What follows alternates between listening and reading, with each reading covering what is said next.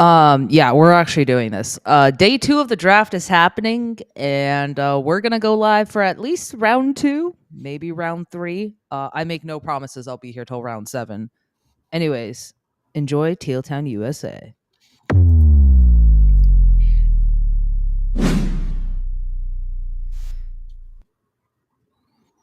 You know where to find us. You know us. You love us. You can find us on the YouTube, the X, the Insta, the socials. You can find us everywhere, really.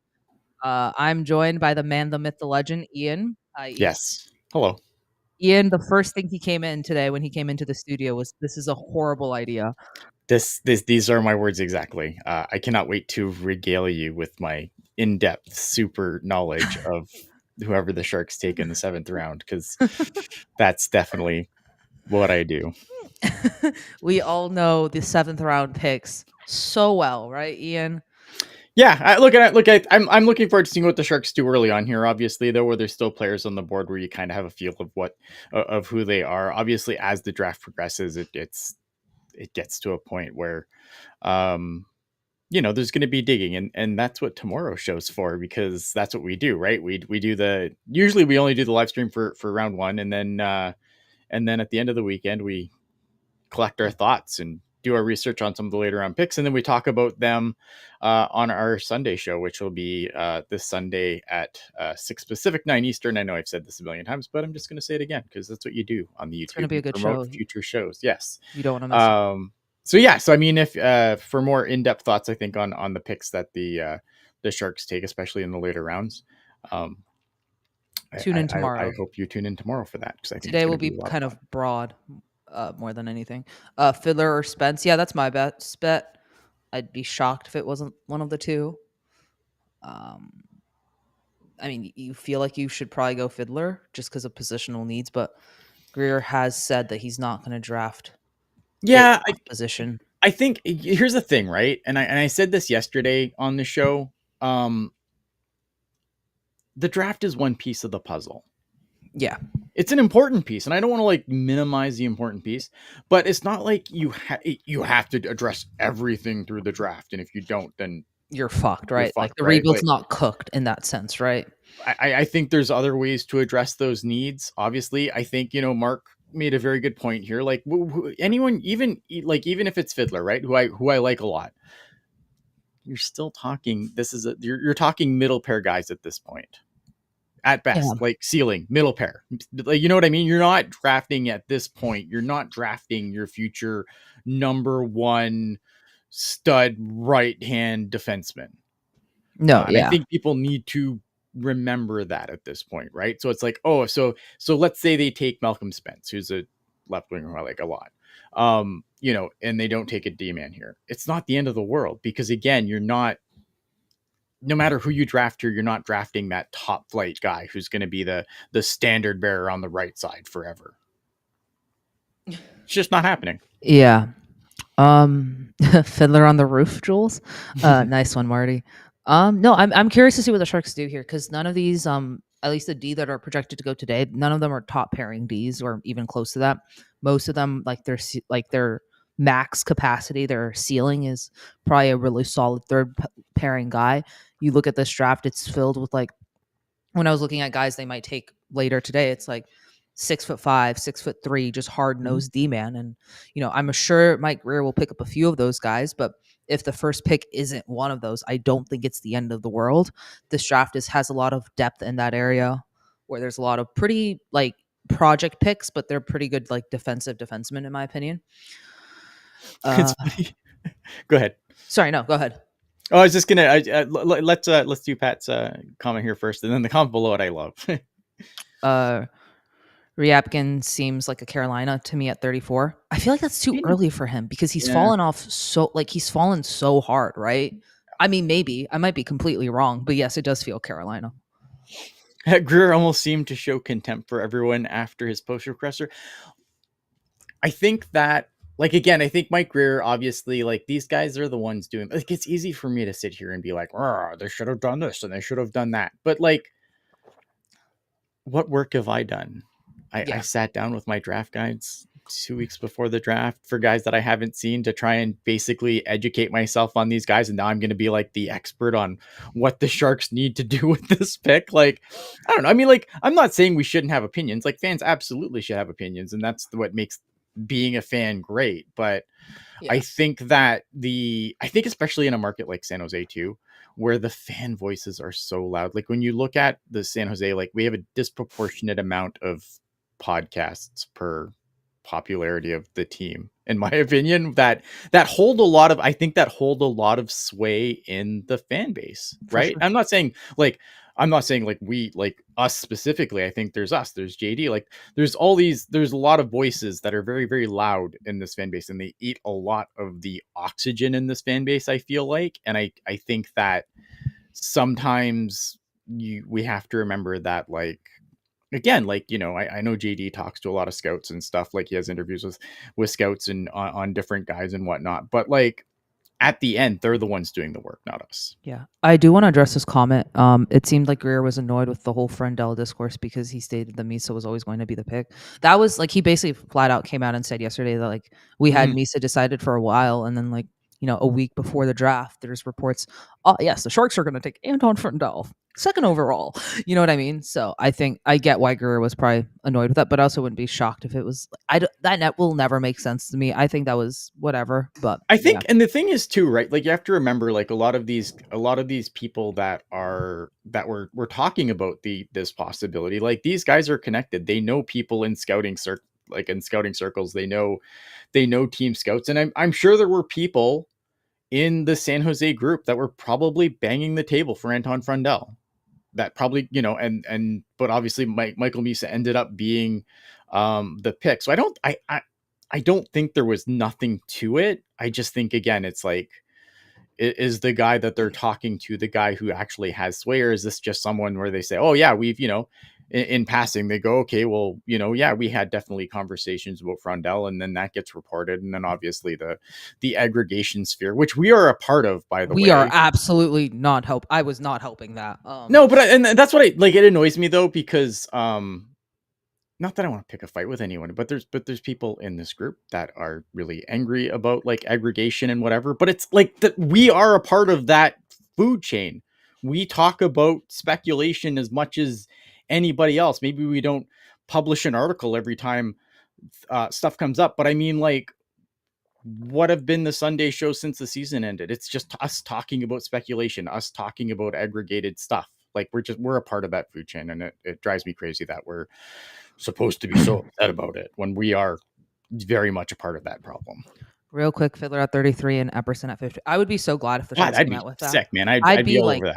I'd be all over that. Epperson, for those of you who don't know, he's a winger who actually did play with Misa and Chernshaw. And yes, it doesn't translate, whatever, but I do like Epperson as a prospect, even though he is a D+1. But yes, if it's Fiddler and Epperson, I think Ian and I will be very happy Am I with getting in those trouble? 2 picks. Huh? Nothing. If I phone buzzed, I'm just wondering if I'm getting in trouble. Uh, No, I'm not. Okay. Ian's like, am I getting in trouble? Okay, predictions. Who's the pick at 33? Your final Um, guess. okay. So for me, if I had like my wish, and again, being just a guy who, um, Angry guy on. and being an angry guy on the internet, I would really like, obviously, Fiddler. I think is the best D of it, like on the board right now. But like if they pick Malcolm Spence, I'm not crying. I am not crying in the club. If they pick anyone else, we'll see what they do.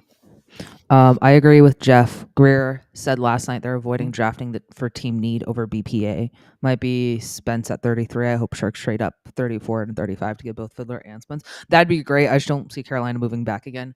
Yeah. But yeah, I honestly think Greer has shown that he's going BPA no matter what happens to a certain degree. And I think Joshua, the goalie, just kind of fell to them, and they felt the need that it was too good of a value pick to take it at 30, and they were making a bet that, hey, maybe one of those D-man will be available. But I still think they go Spence here. I just think we've seen how Greer has drafted, especially early in the second round. It was Holtman, it was Chernshaw, and I think he's going to continue that with Spence here. Oh, yeah, Yeah. and I agree. Like, that's how you should draft, to be honest. Yeah. Yeah. You look at. I think again, there's more ways to address your problems than just the draft. I think again, like the draft is an important piece, and I don't want anyone to get that twisted. But it's one piece. It's not the be all and end all. All rebuilds have to be completely built through the draft. Show me a rebuild that was completely rebuilt through the draft with no free agent signings, no trades, no nothing. Like it, you can't. Sharks forward I core in will wait. We'll be 2030. seventh round of next year. Yeah. Yeah. 9 a.m. podcasting. What kind of? It's the world where Jules had It's one noon insane. here. In my defense, it's noon here. There's no way in hell I was doing this at 9 o'clock if it was my time. Forget that. Because you can just take your BPA and then flip for a better established D-man. Boom. Exactly. Like, that's why don't be shocked if they do go Spence here. Um, start off the day by drafting Fiddler. I think that's what Sharks fans are hoping for. That's what I mean. Look at man. Again, like I would be ecstatic if Fiddler's the pick here. Because I'd be ecstatic if Spence was the pick here, and if they pick someone else, we'll see who they pick, and I'll see if I'm let's see ecstatic. what let's see what that they pick another goalie. Everyone's fucking rioting. Skylar saying also thanks for doing the show last night in SAP Center. Besides the show, the whole draft party was pretty meh. Yeah, I don't know. How was the draft party? I will say a lot of people left after, before pick 30 because the draft took like 7 hours. I don't think it was the draft party that was met. I think it was just the overall draft that was really way too fucking long, or it just felt like it was way too long. I don't know which one it was. That's the answer, right? Because here's the thing: if you go back and you look at previous live stream, like we started a little bit early this year, but if we had started at the same time as the draft, our draft live stream would have been the same length as it was last year. It just didn't flow this year. I think it was just bad television. Yeah. It was the same length. Like it did not speed it up at all. That's something for sure. And obviously again, you gotta let the TV people do their interviews. You gotta pay the bills by commercials. And so I didn't think this was going to be like a 2-hour first round, like some people I think thought, but it really was the same length, but it did feel like a fucking eternity. Yeah, it felt really long, and poor Pat was screaming about the Columbus pick. Hey, at least we didn't pick him. Nothing against that kid, but it's like that was an off the board pick for number 20. Yeah, and like so, it feels like right-handed defensemen are becoming premium. They've always been. It's not becoming. They've always been a premium in the league, which is why I wanted to grab a bunch of ones and see which ones pan out. I love Thompson, Polkamp, and Miskey, but we need more. No, and I agree. I just think that you can, but you don't. You can address it in other ways. You can sign Aaron Ekblad as a unrestricted free agent. You can, you know what I mean? Noah Dobson just went to Montreal. He's a right-hand shot. Like, was it costly for the Islanders? 100% it was, but like you can address it. It's not impossible to get these guys. Is it harder? 100%. There is definitely a premium, and if you're going the trade route, they do cost. And if it's sometimes they don't hit free agency, but again, but it's not but drafting them all isn't the be all and end all. Also, shout out to the 109 people watching this right now. Good God. Yeah. Holy hardcore. I love it. Shit. Love you guys. Also, Sam Bennett signing an 8x8 just is going to piss off all the no tax people. So, sorry, I had to bring that up. Okay. Anyways, I don't know, man. Is that like, I think that's market value. Like, no, but like, it's not a sweetheart deal. I still think going into it, he probably was expected to get more, but that's, I think. Sure. If he goes to the open market, someone probably, if you get a bidding war for him, then can he get 9, maybe even closer to 10? Yeah, probably. Listen, I just want to piss people off, Ian. It's 9 a.m. in the morning. But you're going to piss me off. No. That's fine. Coffee, yes. We got to get an Ian rant going before the Sharks make their pick. Don't worry, we're all leaving after pick 33. Oh, it's sad. Don't leave after pick 33. Do you guys want to see me like lash out again because we didn't pick Fiddler? Oh, we're starting. All right. Bill Daly, please make this faster than last night. Usually this is naturally we're gonna jinx it right about now. Yeah, we're gonna be here till I have to leave at 12:15 no matter what happens. What do you guys think Martian's gonna get? Too much money for a 30, however old he is. But someone's going to overpay him if he goes he's to a market. guy. See, Brad Marchand's a guy. If he hits the open market, I do wonder if that number starts with an 8 and has 6 zeros behind it. If he stays though, again, but like, and here's again, right? Like this is a guy who's always kind of like his whole career. I feel like he's taken sweetheart deals in Boston. Yeah. So Are they just zoomed in right now? Oh, okay. Never mind. is it? I think it's on ESPN Plus. I have it pulled up on the TV right now on NHL or on NHL Network. So yeah, NHL Network, ESPN Plus in the States, I think is where you can find it. Yeah. I need Martian on the Leafs for the memes alone. Yeah, I would I would laugh at that. All right. So what are we doing? We're not picking What anyone. are we doing? We're not picking anyone? No. They just said we're just gonna forfeit the pick to make our fan base more mad, you know. That's rude. Okay. All right. Gotta say Wang. Yeah. The 6'5" monster. Oshawa Generals, I think. Yeah, he's interesting. I can't hear if they're making the pick, so I don't know if the clock even started. Who did they? Oh, they picked Simon Wang. Yeah. Wow. Oh boy. So that was wow. All right. I'm not mad. 6'6". Oh my god. it's a reach. Here's the problem. It's definitely though. a It's a reach. reach. It's right? definitely a reach. But that was kind of okay. You probably could have. Maybe you get him at 53. I don't think he's there at 53, but I just don't believe he would fall to 53. But I could be very wrong. It's a reach. Oh, it's 100% a reach. Interesting. Okay, where the hell is this guy?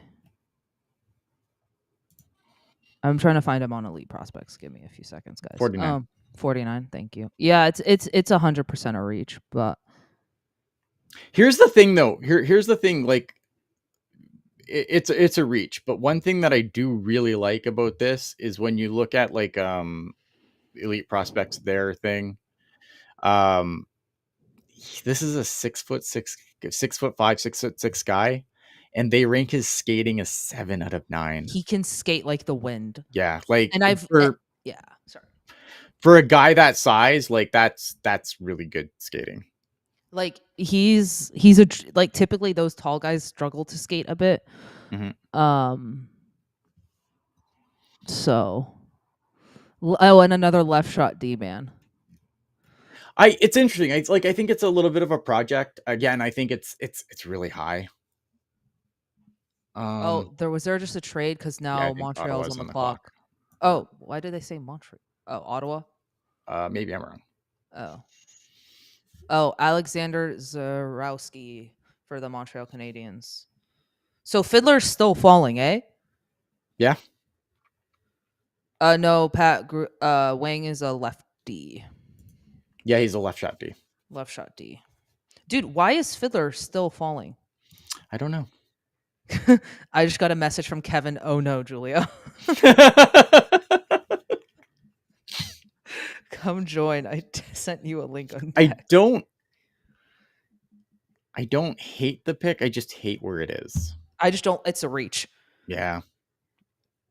Well, yeah, Simon. So here's the thing, and I don't know if I've said this before, but like Greer tends to value skating in his defenseman. Like he'll pick a D man because of his skating.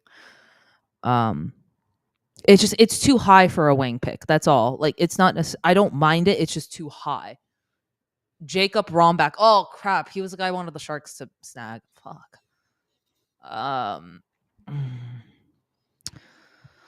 So, from Elite Prospects, an enormously gifted skater with massive play killing potential and flashes of vision, the biggest development project in the draft, but unique potential. That's where the concern is for me. There is like, I do worry about the Sharks' ability to develop raw talent.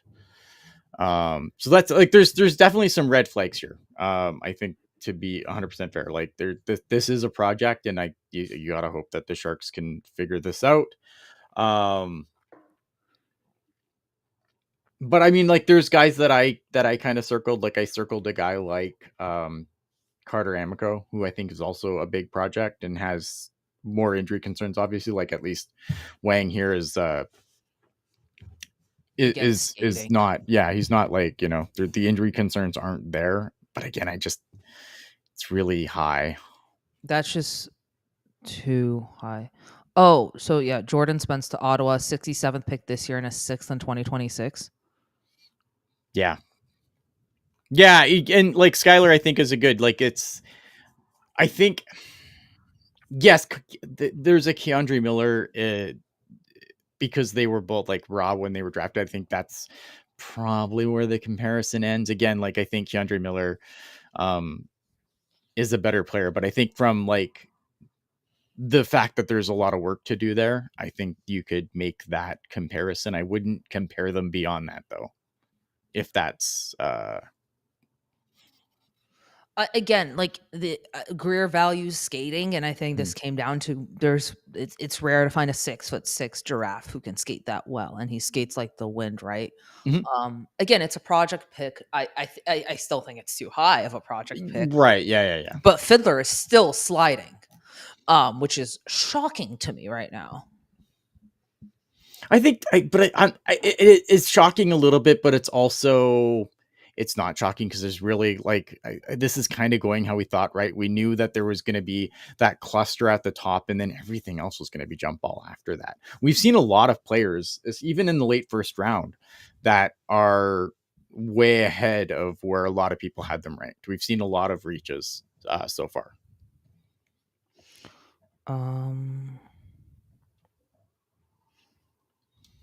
Okay. The Flyer. I think there's another trade coming here because Flyers have been on the clock for about 18 hours. Probably speed this up. So anyway, I'll give you his tool grades across the board. So he has a 7 in skating, a 5 in shooting, a 5 in passing, 4.5 in stick handling, 4.0 in hockey sense, which is again the project part of it, and a 6 in physical. I mean, it's they compare him to Alex Vlasic. I don't know if I'd go there, but all right. Listen, if we can get any sort of Alex Vlasic, dude, the draft is moving slower. Called it. If we get any kind of Alex Vlasic from this pick, I will be loving life. There has to be a trade here, right? Because they've went Probably. past the. Oh yeah, Simon Wang's going to Boston University. So God, that blue line's going to be huge. LeBron trade call pending, still pending, but Jordan Spence to Ottawa for a 3rd round. That's it. Okay. All right. Dude, it was funny because I joked that they might take Simon like early 2nd. I need to stop joking that the Sharks are gonna pick guys because Greer's like listening to me and has picked Ravensburg, and they picked Simon Wang, a 6'6" defenseman committed to Boston University. He played in Oshawa for the Oshawa Generals in the Ontario Hockey League last year.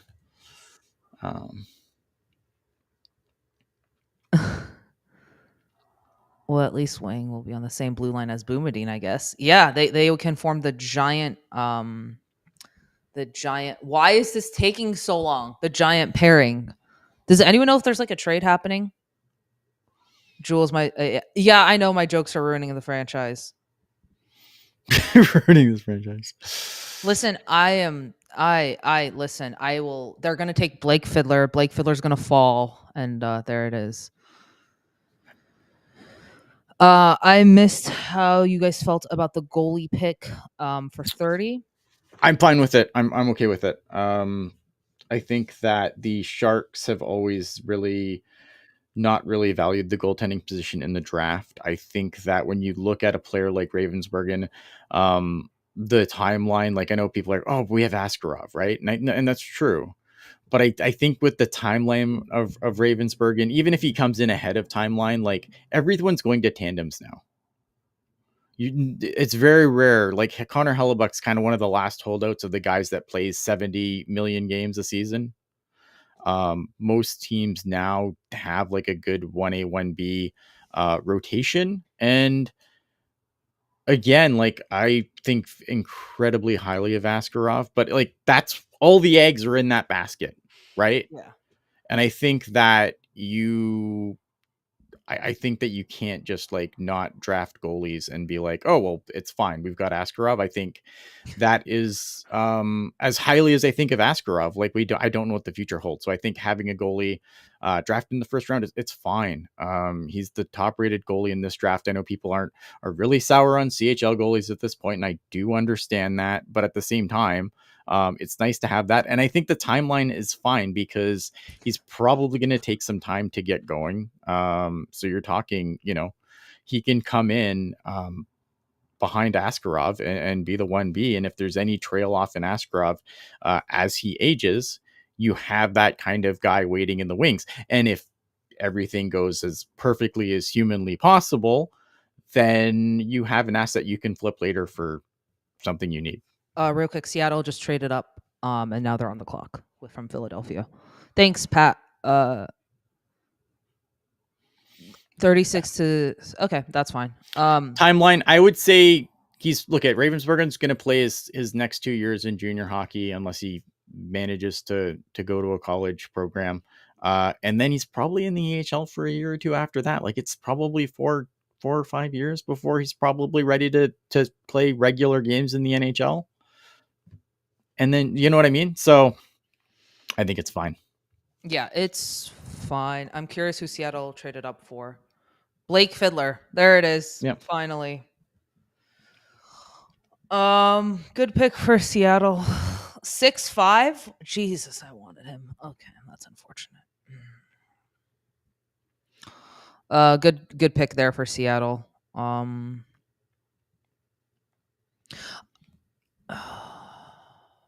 I'm trying to think. It's fine. It's fine.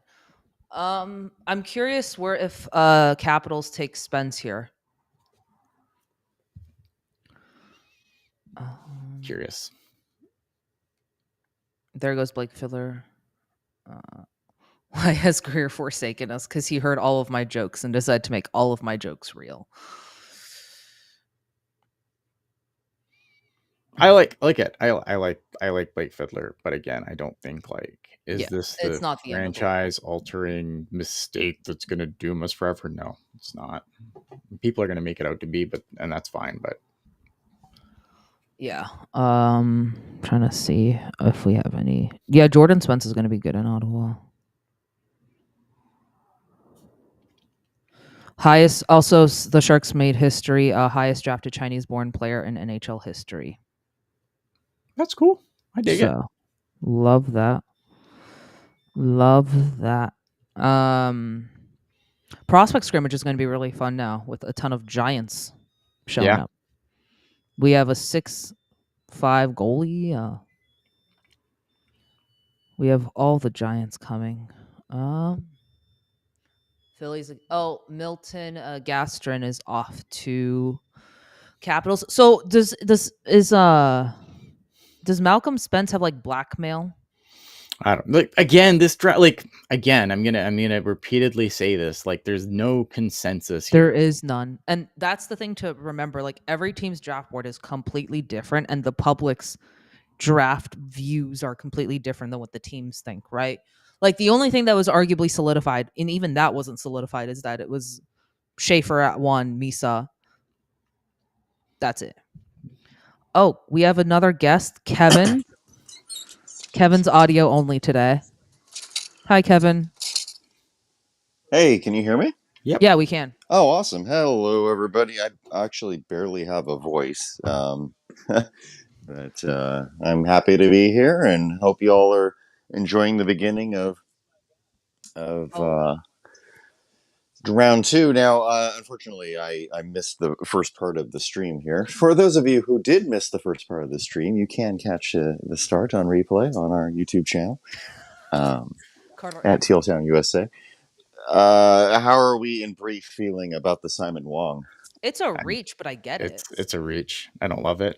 I don't love it, but it's fine. Don't love it. And there's your boy Ian Carter Amico. Wow. I'm surprised Amico went this high. He's Upside. another guy, right? Like I kind of thought, like in that 50, in the 50 range, but like Carter Amico again, injuries obviously a concern here, definitely a project. But I mean, Connor Clifton has been traded to Pittsburgh. So there's the trade of the ages. I like Carter Amico. I think again high, but I think when there's not a lot of consensus in this range, so I think there's going to be a lot. We're going to say that a lot. Yeah, but there's no consensus after pick 2 in this draft. I feel like every team has its own draft board. Pittsburgh's on the clock. This is also taking obnoxiously long. True. So we're already seeing a bunch of trades. Like, this is what I actually thought was going to happen in the 20s range yesterday. I'm kind of glad it didn't, given how long the draft was to begin with, or round one was to begin with. The teams certainly were allotted a lot of time to make trades in between picks yesterday. But here we are. The timer doesn't exist. Oh, is there another trade? Yeah. Oh my God. Is this the Connor Clifton to Pittsburgh? Yeah. Oh, yeah. Can we boo Bill Daly also at this point? What are we doing? Do we have to announce every trade? Like, yes. So I'm trying to, Jesus. So Connor Clifton, pick 39 to the Pittsburgh Penguins. Buffalo receives Connor Timmins and Isaac Bellevue. Oh, Bellevue? Bellevue, thank you. Interesting. Oh, they select Peyton Kittles. That's such a Kyle Dubas pick. I personally love that Spence finally went, but it wasn't the Spence we thought. Yeah. Why? How is he falling so much? I do actually want to talk about the Jordan Spence trade. I freaking love Jordan Spence. I think that he was the odd man out merely because Brant Clark is a vastly better defenseman of the same skill set and size. Yeah. But I am a little surprised that they only got a third and a sixth for him. I thought Spence could have pulled a second here. And there goes the guy that I thought would go to Carolina at 29 last night, Jack Murtaugh. Oh, yeah, I remember you saying that. Carolina's now on the clock. Rabankin? Question mark? I'm joking. I mean, they might. It's a very Carolina pick. Carolina is clearly not going Malcolm Spence here because they've already had 2 or 3 opportunities to draft him. Although if you pick a bunch of players that you think are higher and like Malcolm Spence is sitting there, maybe. Yeah, maybe. Oh, I bet you Carolina trades down again. Probably at this rate. I just don't think anyone likes this draft. Like, I think GMs are not a fan of this draft. Oh, I don't either. Like, and you just have to pick people, right? I'm curious, like, how many of these guys actually pan out, and if this draft ends up being one of the better ones. But yeah, that's what I'm saying, Pat. This screams Rabankin. I can't pronounce that kid's name. I'm so sorry, guys. Who are we looking at? Rabankin for Carolina. Oh, Ryabkin. Ryabkin. I keep calling him Rabankin. I'm never gonna get that right. Well, we're now in that range, by the way. Yeah. I know you guys asked me last night.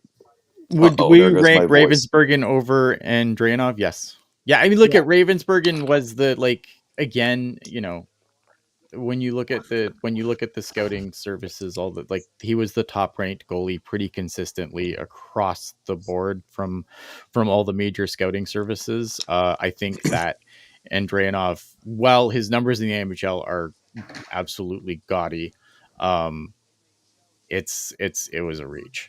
Finally, wait, to who? Ducks are trading Gibson? Wow. No, well, I was going to say we're about to get a run on goalies, but that was not what I meant. Because Frolov just went, and I guarantee Medvedev's coming here soon. But Gibson to the Red Wings? I like that. Oh, I love that. Holy shit! Good job, Red Wings. That's great. They did need the Red Wings have so many goalies, but they None of them need good. to like package 3 of them for one better one. So it's a good move for them. Look, I really like this for. I mean, Steve Yzerman sucks now. He loves this format. He wants to put the fucking red line back in hockey. Like, if you want bad hockey opinions, ask Steve Yzerman. However, this is a really good move for the Red Wings, who have been languishing in that just almost there, but not quite forever. And if John Gibson, it's going to be interesting, right? Because obviously John Gibson's a guy who I used to think really, really highly of, and it's going to be interesting to see what's still in the tank there. Did Anaheim just completely tank Gibson's value? A little bit, for picks? sure. What 2 picks are we talking here? Because that's going to depend on my next reaction. They did, but one thing that I think people aren't realizing, because it is kind of the "how did you do for me lately" league. Yes, I think people are a bit stuck on Gibson burning out. Hang on, I want to see what this pick is.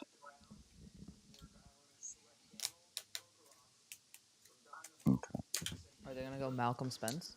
Is he still flying? Okay. So Gibson had these brilliant first halves and then completely burned out the second half. Last year, that did not happen. Now, he played far fewer minutes, obviously backing up Lucas de Staal, but John Gibson had he had like a 912 save percentage in a league that averaged under 900, if I'm not mistaken. So John Gibson showed that, the Ducks don't give up 55 shots a game. yeah. He could still very well perform. So I'm happy to see this. I think this might be the trade announcement on Gibson. Yeah, probably. I'm curious to hear the picks for that trade. Oh, this is the Spence announcement. Oh my God, Wang is good friends with Ravens. Dude, we're drafting the power of friendship at this point. Jesus Christ.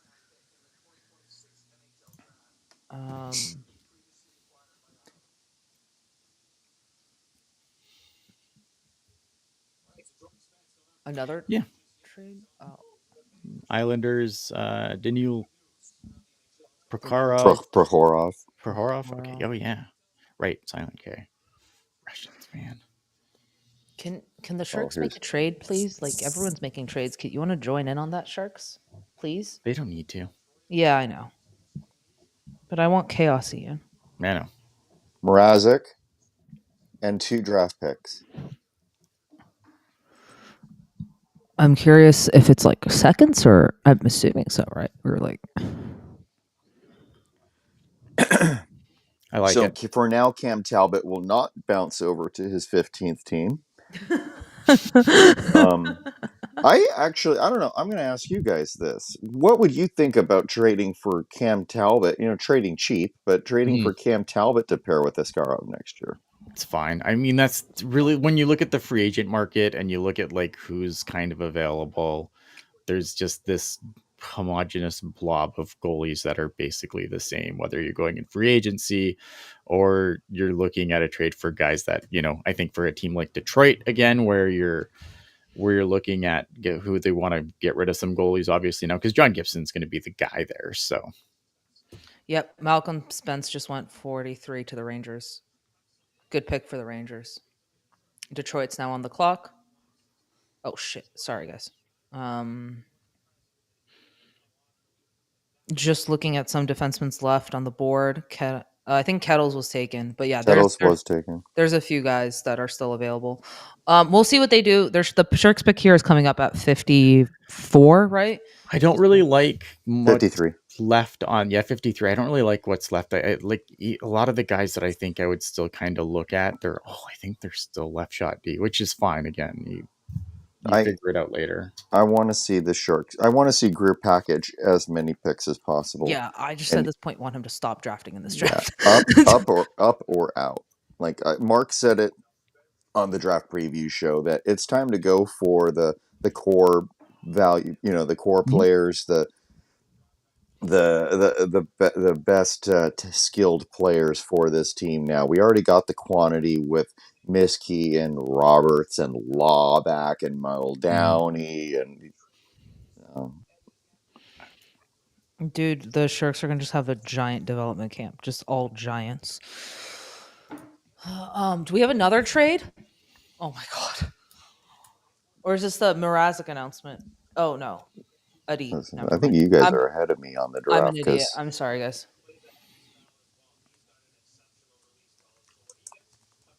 Thrun is basically gone at this point. Yeah, I would not be surprised to see Thrun traded for a draft pick here in the next few hours.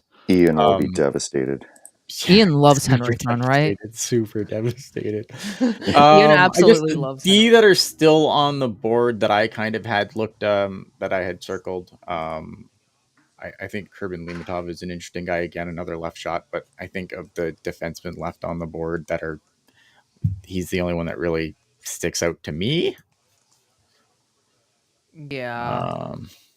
Yeah, he's a guy that I know. I don't think Kevin, you don't like Limitov, right? Nope.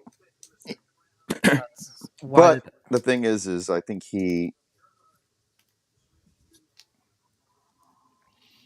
that he relates very similarly to Simon Wang. So yeah, I think his puck skill sucks, and I don't know about Wang's sense, but I've heard that Limitov doesn't have hockey sense. So I guess he'd be perfect with Sam Dickinson, who doesn't have much hockey sense either. But God, Jesus, Kevin. We really got taller in the last few picks, eh, boys? yeah, well, so my highest available is the complete opposite. It's 5'7" Cameron Schmidt. Oh, I like him, but I just GMs are going back to size. It feels like. Yeah. Oh yeah, the Florida Panthers were in the league. Yeah, the Florida Panthers ruined the league. I have said it for 15, 20 years.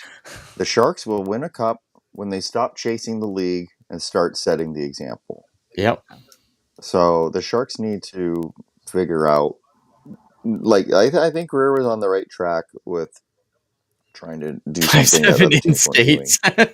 What was that? Brandon in the chat says 5'7" in skates. Oh man. Oh boy. Well, I believe it. That's like Rocco Grimaldi. Yeah. Sometimes he's 5'8". Sometimes he's 5'4". For the Ducks. Gibson trade call not done yet, but no salary retained, according to LeBron. So that is interesting. That's fun. I love trades. Trades are fun. Trades are fun, and you know what else is fun? The Sharks to pick a right-handed defenseman, but I don't think there's any really worth picking right now. Who?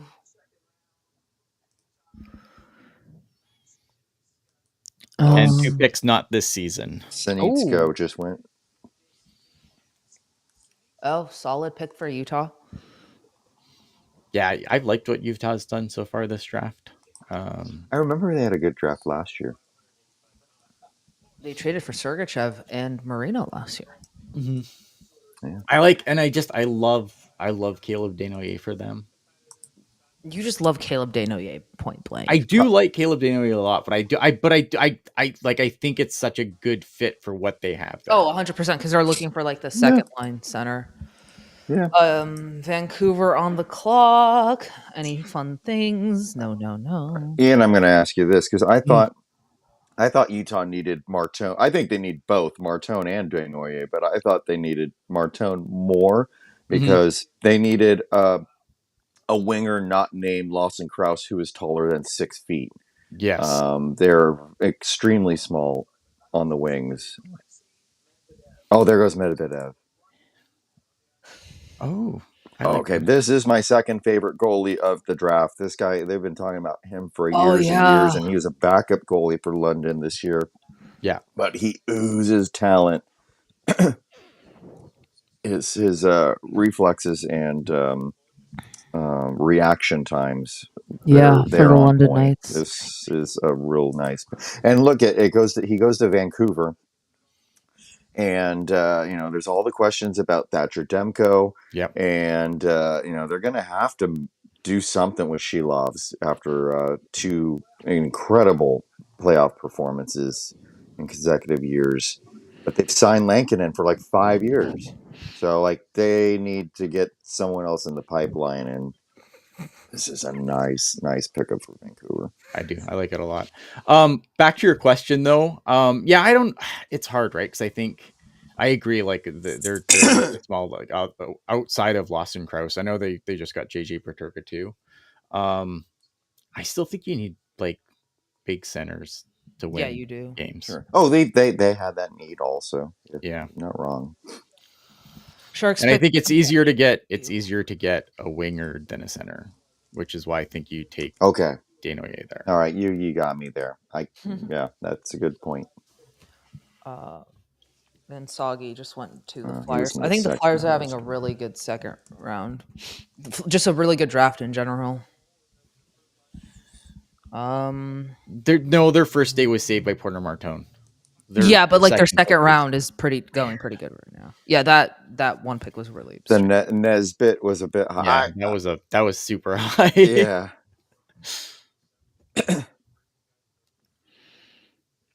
The Nesbitt pick yesterday made me think, well, they need to replace Sean Couturier. Although, who knows? Maybe Couturier will stick around now that Tortorella's gone. Yeah.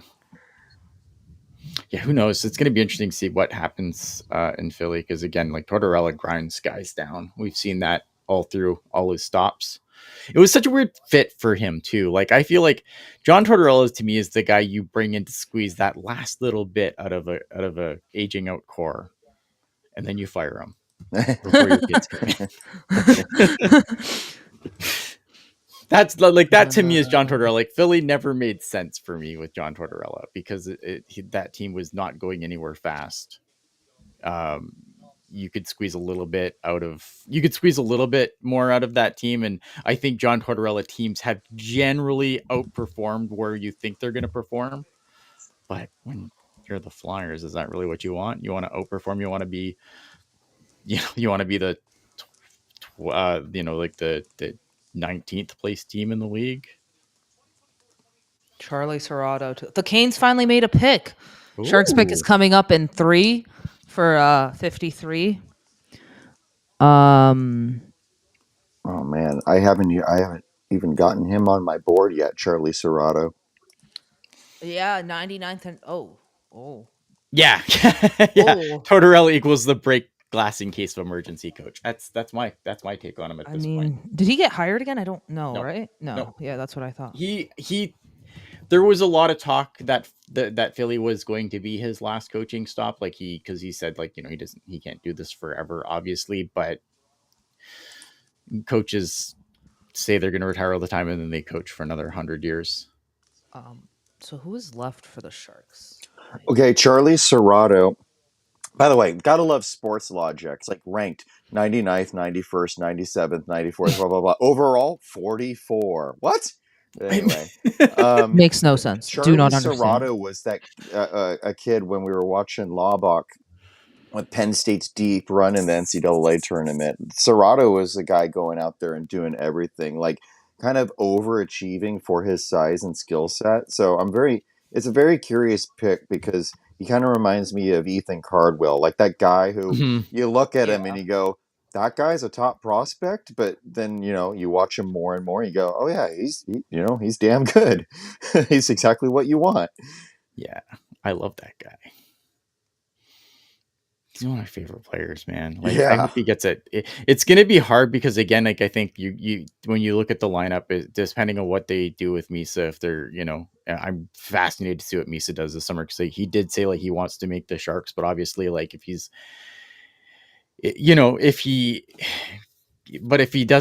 does, because there is talk of him going to a college program. But obviously once you make that choice, like the playing in the NHL is to start the seasons out. So it's going to be fascinating, man. Cause again, like it's for him, at least for this year coming up, it's the Sharks or Saginaw if you don't go to college. So. All right. So let's talk about this. Let's say, what would you rather see the Sharks have next year for a roster? Would you rather see Michael Misa on the team taking up, in a top 6 role? Or do you want to try and bring in another veteran like Tyler Toffoli to continue to help nurture the youngsters we already have on this roster? It's hard because I don't like Mikhail Wenberg as a 2C, but Alex Wenberg? yes. What am I looking at? Mikhail Wenberg, guys. You heard it here, folks. I'm just gonna make up different names for people. Dang, now. you calling him Bodker 2.0? That's not Vodka cool. 2.0. No, but but again, but at least you have that flexibility where you can kind of put Misa up, put Misa down, depending on where they put it. You could put him on the wing. I want the Sharks to focus more on putting somebody beside Sam Dickinson. Yes, that should be priority one, is figure out who the fuck is going to play with Sam Dickinson this year. And I think that is entirely the genesis of the Mark Edward Vlasic buyout. Because look, this defense group needs change and needs players, and I think I may have already talked about it with you, Ian. But if you're not, Mario Ferraro ain't it for pairing him with Sam Dickinson. Vinny Desharnais ain't it. No, Vlasic wasn't going to be it. And I don't think you can pair him with what's his name that I hate? Muhammadullah? No, the guy they got from Toronto, Liljegren. Oh yeah. Oh yeah. No.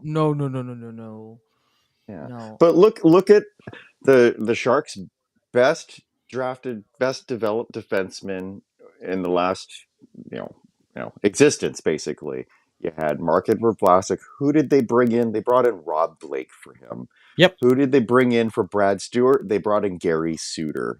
Those are the types of veteran, good, two-way veteran players to pair and nurture your prized defensive prospects along. Real quick, depending on who Minnesota here takes, Kristen Epperson would still be available to the Sharks at 53. Epperson's an interesting one. I like Kristen Epperson a lot. Again, there's more bias. Again, we'll have our biases. My bias is obviously going to be guys I've seen play more, because I can be like, yeah, I've had that wow moment, right? Thing to remember though, that is a D+1 pick, so you are picking him in his second draft, not his first. So he is an older player that did have a really good season. Really good. I mean, even before, obviously, him, Misa, and Chernyshov were silly, but he was really good before Chernyshov got there. Yeah, trying to see who else is available. I can't even guess, because whoever I guess, they're just gonna do that, or jokingly say that they're gonna take. Minnesota now on the clock. Also, I do think there's ever been back in the day. I would say there's. Even though it was 100%. Okay, what am I reading here? Okay, also, I do think if there was ever back in the day, I would say I would want the Shark to make the Sharks, even if I wasn't 100% there, like Smith, a young team who needs help. I'd try to be there. Yeah, look at. I think Michael Misa is gonna want to try and make that team out of camp. The thing with Michael Misa too is Michael Misa is an exceptional status player, so he started playing junior hockey a year earlier than everyone else. So even if he goes back to Saginaw this year, he could be on the Barracuda next year, or the Sharks, obviously. The Barracuda would be an option next year because of the exceptional stats he's put 4 years in, and you can usually teams will usually let a guy go. You saw that with the Seattle Kraken and Shane Wright. They got Shane Wright out of junior year early and allowed him to start playing in the AHL.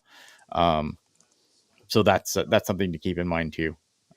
Not that I think that Michael Misa would have to spend a ton of time in the AHL, but I don't think you should ever rule it out and be like, oh, if he has to go to the AHL first, then what the fuck have we done? Real quick, Sharks are on the clock right now. I don't know. I'm gonna stop guessing because I think I jinxed the Sharks this year. So I don't know. Was it Pat last night saying Ivan Kovic caused more chaos? Jack Ivan Kovic. No, just draft all the goalies. No, let's draft them all. I can't. No. I don't know who they're gonna take. Yeah, the Sharks are not a playoff team next year. I don't think of course not. I don't think that's too crazy for me to say. I think like with I think it's the same thing with Sam Dickinson, right? I think you keep all your options on the table. You let him start. If he can't hack it, then you adjust, right? I think Sam Dickinson, you give him every chance to prove that he can't play in the NHL. For sure, and you'll do the same with Misa. Yeah. Before the Sharks make their pick here, I do low key want them to go get a second line, like at least someone not Wenberg for a second line center. Yeah.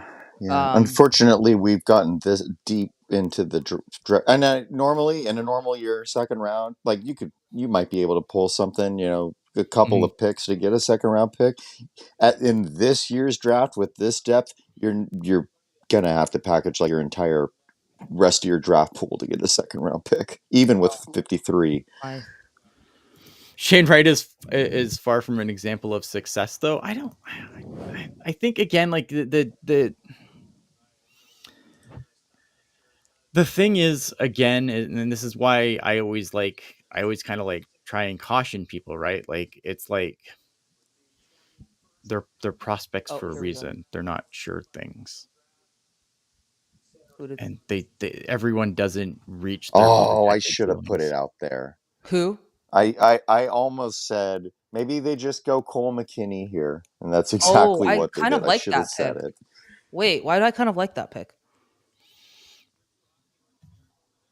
Huh? I don't mind that. I'm not upset actually. Not horribly. Cole McKinney was ranked 51 by Elite Prospects. And a trustworthy 37 by Bob McKenzie. Yeah, a trustworthy two-way bottom six center projection who outworks almost anyone. He's a capable play connector and offers a physical net front presence with a scoring threat.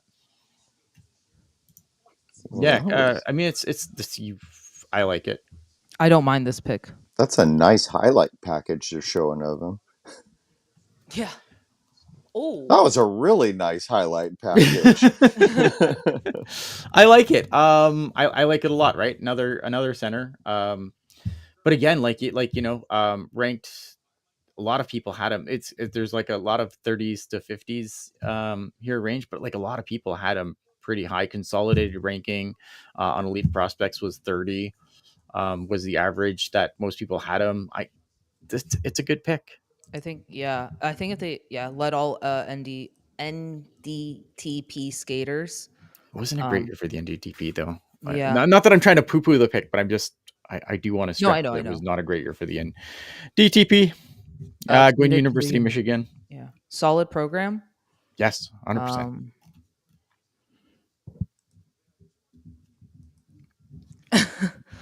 I just woke up to a fire alarm test, no less. See that we in fact drafted Wang, so there's that. We joked about it last night, and it did come to fruition. So the Sharks' next pick isn't until 90, unless Greer does his natural third round thing and trades up. Don't trade up. But I dig it. I like it. Yeah, I like Cole McKinney. Unless you're going like trying to get Ryabkin, but like I don't see the Sharks. I don't see it happening. I honestly just want them to trade all their other picks in this draft. It'd be a really short show tomorrow. Yeah, there you go. Trade call for Gibson is done. Yeah, people really like the Cole McKinney pick. I really like that pick. I dig it. I really like that pick. That low-key makes up for the wing pick a tad. What are we going to do with our decor? They're gonna fix it in other ways. Yeah, they're not gonna. This draft was not the draft to fix your decor unless you got Matthew Schaefer. There's a defenseman, and I was looking at him. His name is Charlie Damn, even for me, it's hard. Treathway? Is that what it is? I thought it was Trethaway, but it might be Treathway. I don't actually know. I recognize that. So anyway, I was thinking, I could see him going at the next pick for the Sharks.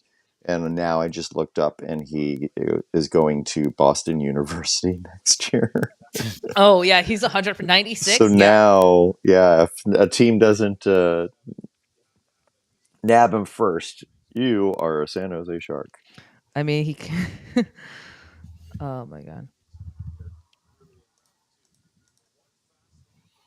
Actually, I don't think he falls to 90. I think Greer would need to trade up to get him. Quite the Oh, my light just died. So if my lighting is more trash than it normally is, I'm sorry. I think it's again. I think it's fine. I don't think I think Jules said it best. Like this wasn't the draft to solve all your D problems. It was never going to happen. And I'm not, and I You could don't fix like the Wang middle of pick, your but D core a little bit. Like you could fix like the bottom end of your D core. I think Right. draft, but this unless you got Schaefer, there was no fixing the top end of your And D. that was some of the, like, I saw some of the comments in the chat from last night's first round stream. And we were screaming about get Blake Fiddler and everything like that. And then some of the comments were like, but that guy's like no better than a 4-5 defenseman. And it's like, well, yeah, we understand that. But that was the level of the back end of the first round. That's how lacking depth this draft is this year. Yeah. So like I was looking at who I wanted the Sharks to pick at 33, and there was like 4 names there. McKinney was actually one of them where I'd be fine if he went 33, like Cole McKinney. I would have been fine. Like I think if you flick McKinney and Wang, it's not a bad outcome, right? If McKinney goes 33 and Wang goes 53, I don't even. It's like it reminds me of one of the drafts where was it Havilland? Yeah, like where it's it's like that. if you flip those picks around, If you flip those picks around, fine. no one is mad. Was it Havilland and Bordelot? No, it was No, Havilland. it's Haverland and Cameron Lund. Oh, and Philip Oh, Beested. yeah. It was Beested. I think people were saying that if you later flip round picks, no, it was Havilland okay. and Cameron Lund, you would flip, and if you flip those, no one gives a shit. I think it's like if you took Cole McKinney at 33, I don't think anyone's mad at you for that pick. Like he was projected to go a little in that range. I love that pick. Like I'm just like that's a really he's one of the guys I didn't think would be available to the Sharks, and I didn't think they were necessarily going to pick him at 33 because they would go D. But yeah. Mertka could be a second liner, but Mertka, listen. Like again, of course. when I say bottom of, I'm talking your bottom 4. I'm talking your 3, 4, 5, 6 is what you could fix in this draft. I just don't think you're outside of Schaefer. You're not getting a 1-2 in this draft. That's all I'm saying. I think Radim Merck is the second best defenseman in this draft. But the thing of it is that Radim Mertka does not play a sexy game or a game that's going to jump out at you. He plays the what you say, like the right way of playing defense, which is he's unnoticeable in every game, but he's very effective at his job. Best way of playing defense. Like, I mean, he's not Jacob Slavin, but like that's the style of game he plays. That he just goes about his business and doesn't get scored on. GM, we're not drafting for whatever other people might think that. That was I really liked that quote from Greer yesterday. I don't know whoever watched Greer's presser. Who's trading up is my main question. Oh, and it's true, right? And that's the way it should be. Obviously, again, like I I said this kind of at the top of the show. There's a lot of really loud voices in this. Vegas is trading up. Sorry. Yeah. So 58 and 122 for 55. So you're already seeing like, not much value just to move up 3 spots. Like there are a lot of throwaway picks coming here in these late rounds. Greer calling out Reddit. The thing I've noticed with Greer is like his drafting is like his last 2 drafts were really good. This year, I think that honestly this is weird. I don't know, or the draft class is weird. I think it might be the draft class, but like you look at the depth of this draft class, there's not much. Vegas trading up with I think the Preds.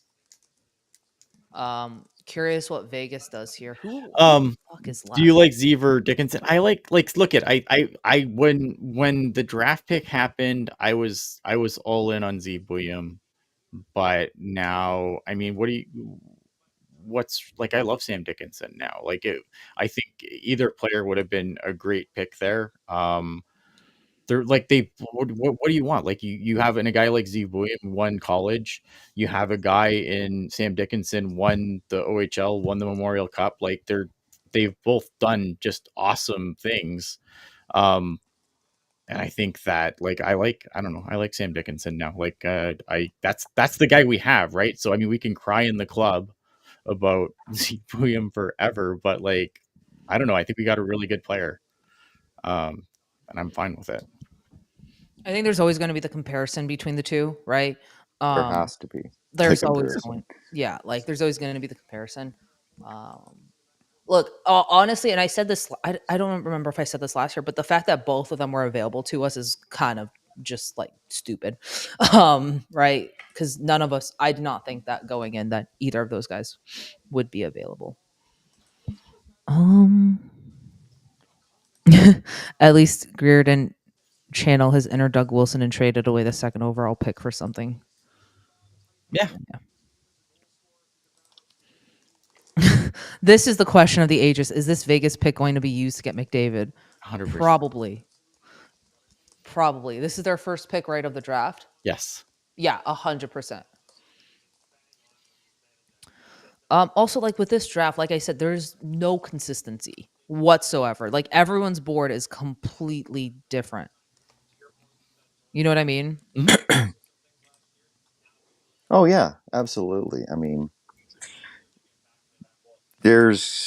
for us, it's going to be, there's no rhyme or reason for any, but I mean, this I think has more potential than any draft in recent memory for guys in what you'd consider the top 100 on a lot of draft boards. And I mean, a lot of guys in the top 100 on draft boards to not even go this year. Yeah. I remember last year it was Thomas Galvas was a projected top 50 pick, and he's available again this year. Sharks don't pick here for a while, so I'm interested to see. Sharks Oregon, hey, just got here. Can you restate your thoughts on Wang? Kind of into it, but unsure too. I don't love it. I don't love it at the pick where I don't love it where they took him. I don't super love the pick. But again, I am not a scout. And I have to stress this a lot because I'm not, right. So I think the Sharks saw something there. I think he intrigues me a little bit because he skates really well for a big players generally don't skate well. And I think you can work on the rest. It's a raw talent. I mean, the Sharks, it's a project. And I don't feel like the Sharks have a good track record of projects. So it's a risky pick. There's probably safer picks on the board, but it's fine, whatever. I will say if there's any draft to swing for the fences, it might be this one. Just because of the unpredictability of this draft. But also, I've said this before, Greer values high-end skaters, especially in his D-man. Look at who he drafted, Leo Slimolanius last year. Skates like the fucking wind. Sam Dickinson skates like the fucking wind. Luca Cagnoni can skate till the fucking wind. There's a trend here with who he wants as a defenseman, right? Really good skater, really good mobility. I think if it was flipped again with him and McKinney, I think people would be less upset. That's all I'm saying. But the fact that you took him at 33, yeah, if you flip those picks, I'm fine with it, and it would be better. Yeah. There's a good pickup for Philly, Matthew Guard. Oh, I love that. Again, Philly's having a really good day too. So I was on perusing the Ducks Twitter because I was curious to see their thank you, John Gibson. Nah, there's nothing. It's just about acquiring Peter Mrazek. So apparently F John Gibson. Hey, it's all right, man. I'm a Gibson guy. I always have been. Always will be. But while looking at that, more Roger McQueen Disneyland because I can't get enough of it. And apparently he went to Cars Land and took photos next to Lightning McQueen, and there's a nickname born for your new draft pick right there. Roger Lightning McQueen. The story writes itself. I love it. That is A+.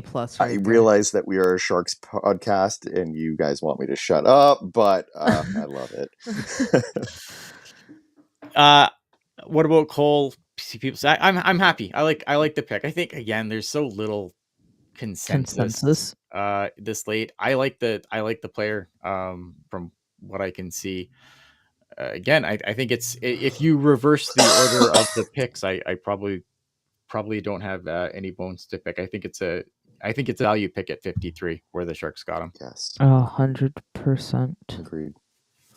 Ivan Kovic just went to Nashville, so they got their replacement for Askarov.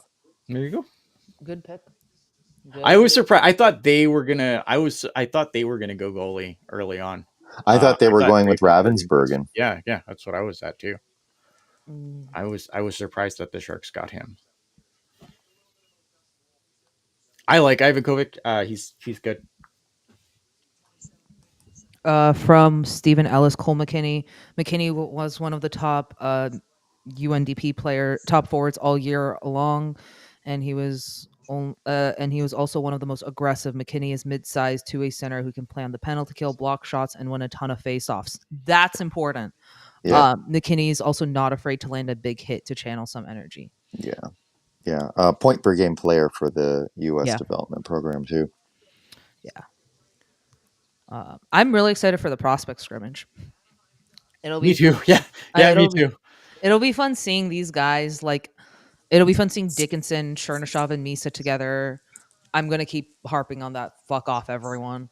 I know it may not translate, but I do want to see them together at the prospect scrimmage. Sponsor. Have you guys noted they just announced the John Gibson trade, which got a bit of buzz there at the Peacock Theater?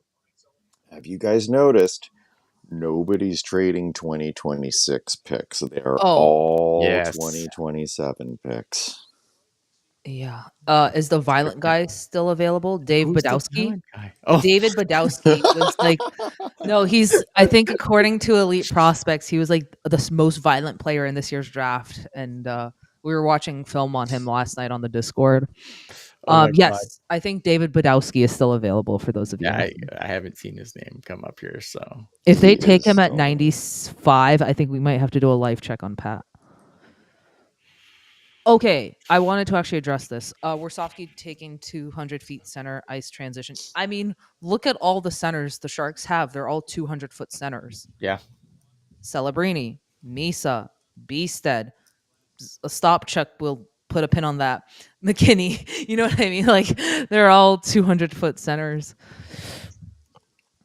Okay, I do. So who does Misa play with next year, Celebrini or Smith? I low-key want them to do a kids line, but they're not going to do that, so I'm just going to shut up.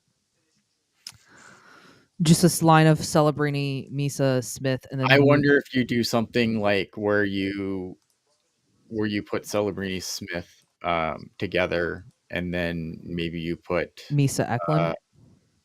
Well, I was going to say Misa, Wenberg, and then maybe Eklund on that line too. Because then you have a guy who can come in and because look at the one thing about centers when they first enter the NHL, they generally always get killed in the dot. Even the best centers, like Sidney Crosby got absolutely massacred in the dot his first year, and then he worked out all summer and he was better. Celebrini had some trouble in the dot this year, so maybe you don't want Misa there. Maybe you want a guy who can come in and take a draw. So I wonder if you put him with a guy like Mikkel Wenberg if he makes the team out of camp. And then Mikkel Wenberg again. Fucking Mikkel Wenberg. Alex Wenberg. I don't know why he's Mikkel Wenberg in my brain. I don't know why he's Mikkel in my brain. What the fuck's my problem today? I'm so broken. Oh my god, that's awesome. Will Smith is not a center. No, I think they just keep him. I don't think he's a center in the NHL either, but it's too soon to say he isn't for sure. I just think you keep him with Celebrini. Like, you have the yes, you want to develop him at center and sure, give him some reps there, but he has the chemistry with Celebrini, and now you have Misa, who I think maybe fits better in that 2C position than a Will Smith does. I just think I agree. I don't know if Will Smith's center. I just think it's way too early to be like, nope, Michael Misa's it, and Will Smith is definitely not. It could very easily go the other way. Oh, for sure. Sharks needs to draft Mikkel Wenberg for Ian. Yes, I need a Mikkel Wenberg on the team so I can stop doing this. Let's Maybe they'll bring Mikhail Wenberg. What the fuck? I am now Mikhail searching Granlund elite back. prospects for a Wenberg. I don't know why my brain is broken. Ian, are you okay? No, All right. it's long There 2 is days. one Mikhail Wenberg registered in elite prospects. He was born in 1966, so that might be a problem. Yeah, that's a problem. He last That's played so in true. 1987 for Överkalix in Division 2 Oh my in god. Sweden. Maybe we should bring back Alex Granlund to pair with Mikhail. Wait. That's too God. funny. That's good. Yes, we should bring back Alex Granlund for sure. Can we bring back Alex Granlund? I love that. No, it's Pacing weird. broke Ian's brain. Lol. It's- Rebacon just went to Yeah, I'm kidding. Just Carolina. That's a very Carolina pick. Dan Moore in the chat here saying Celebrini had the best face-off win rate for a rookie in forever, and it was only 48%. Exactly my point. Yeah. Yeah. 65 is the new 30. Yeah, Pat, congrats, bud. You knew it. You got it, man. You got it, buddy. Hello, Pup. How's the dog, Ian? Let's see if I can Oh man, How was the midnight walk yesterday? It was good. He enjoyed it. I was like my legs felt like they were. Oh, who's here? Give me a second, right back. that was cute though.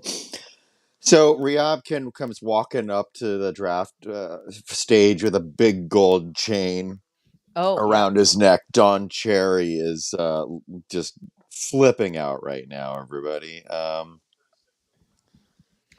But shirt, like top 2 buttons unbuttoned and everything. Okay, man. But, can we get a trade?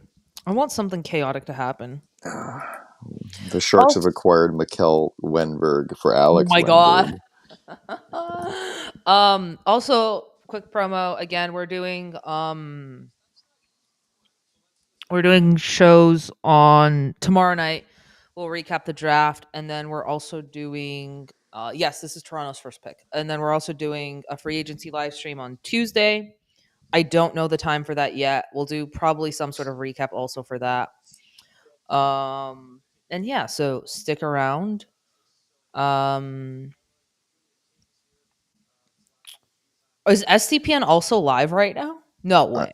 I'm I think sure they are. I'm sure Hockey Guy and us are the only crazy ones at 9 a.m. in the goddamn morning.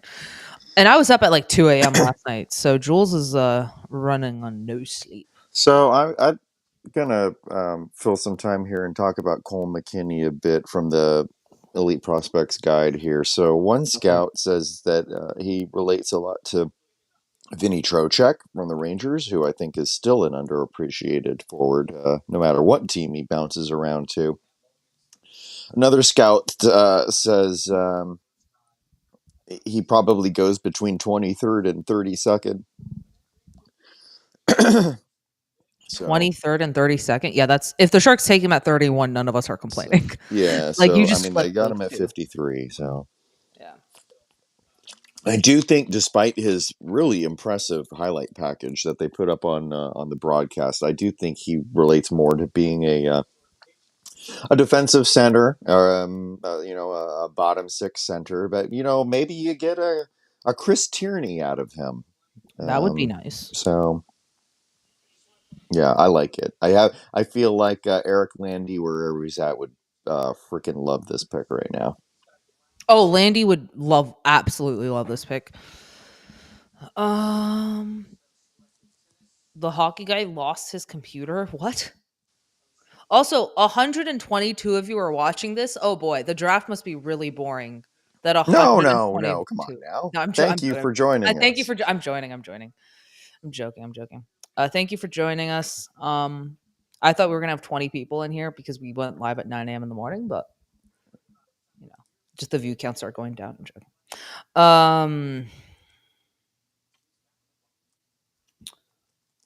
Oh, that's a name.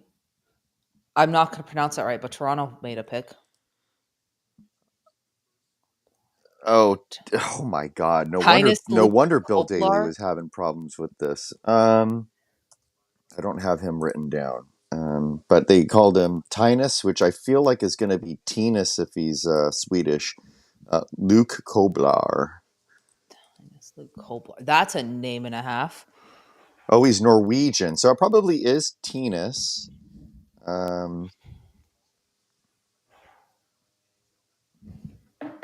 Give me 4 seconds.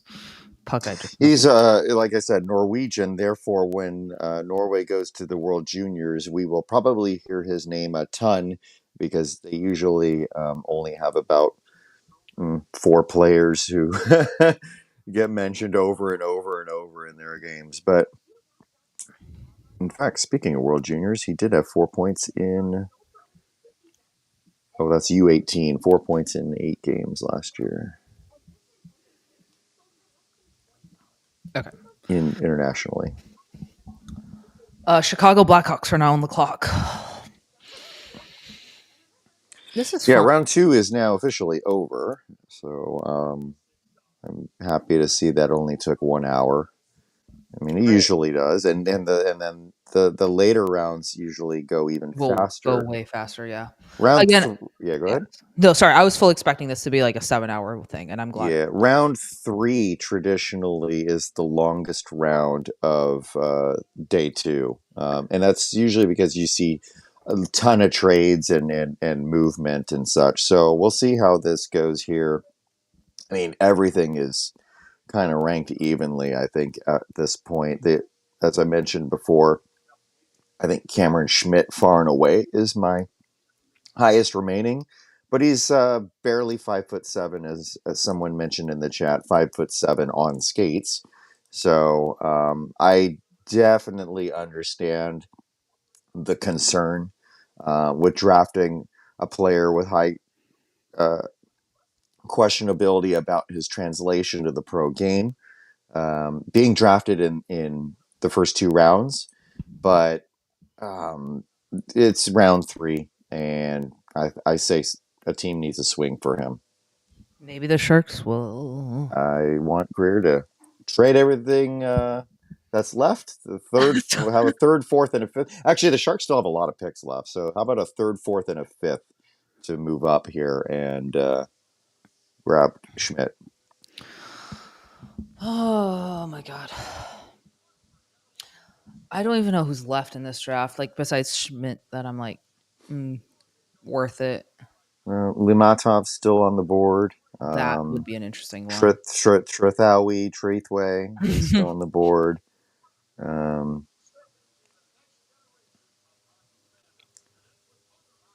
Epperson, you mentioned. Yeah, the D+1 might make him fall a bit though. But it won't. The Sharks don't have a problem with drafting D+1 players. No, they don't. They typically do that in the 5th though. Yeah. And plus, Nathan with both the Bennett. Saginaw Spirit connection and the Denver connection, as he is transferring from Saginaw to Denver next year. 100%. My Greer's picking him at 96 if he's a yeah, 1,000%. You just want the Sharks to trade that, so we don't have to sit through another 6 hours. We are ending the stream at 12:15 Pacific, no matter what happens. Nice. But, I don't think I'm going to make it more than the next few picks. My voice is struggling, guys. I'm trying to hang on here. But I do appreciate everybody who's been watching and chiming in on our chat. Nathan Bem's a good pick for Chicago. I think I have him like that.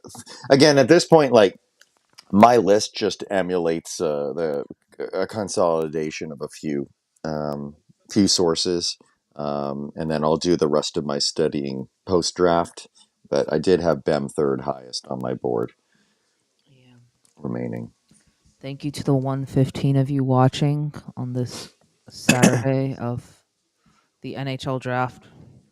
All right. Hey, Ian, I have wanted to ask you about this player for a bit because I know, or at least I think we both really like him, but I did not see him being available at 30 whatsoever. And that's Bill Zonon, who went to Pittsburgh yesterday. Like, how did you feel about that fit? Oh, Ian, you're muted. Oops. Yeah, I liked it. I had I liked him. Like if he was on the board at 30, I would have loved for the Sharks to get him. The Pittsburgh Penguins have had a really weird draft this year, considering where they're at as a franchise. But like that's probably to me the highlight of their draft class so far. Yeah, I do. would agree with I that. liked the trade up for Will Horkoff. Mhm. I did not expect it to be Pittsburgh. Weirdly, I thought it would have been Detroit, but that usually you don't see a team where their father works in the brass Yeah. unless you're Chris Draper drafting his son, but I digress. Um, yeah, but I agree with you. I think the Zonon pick was fantastic for them at 22. I think it's right in the range he should have gone, Yeah. 100%. but really liked that pick. Seems like, are we trading here? What's taking so long? LA.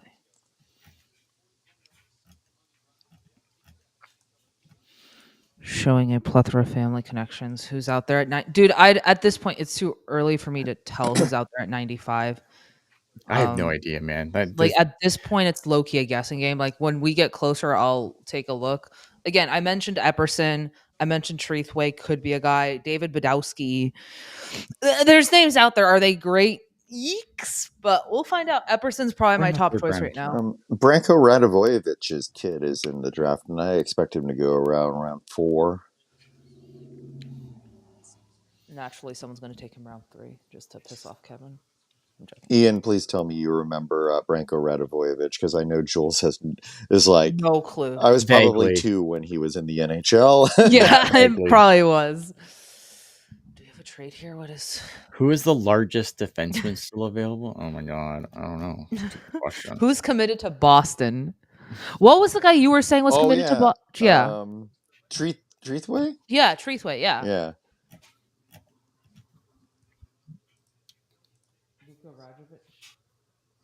Let's see. He's not available though, I thought. Or I don't know, man.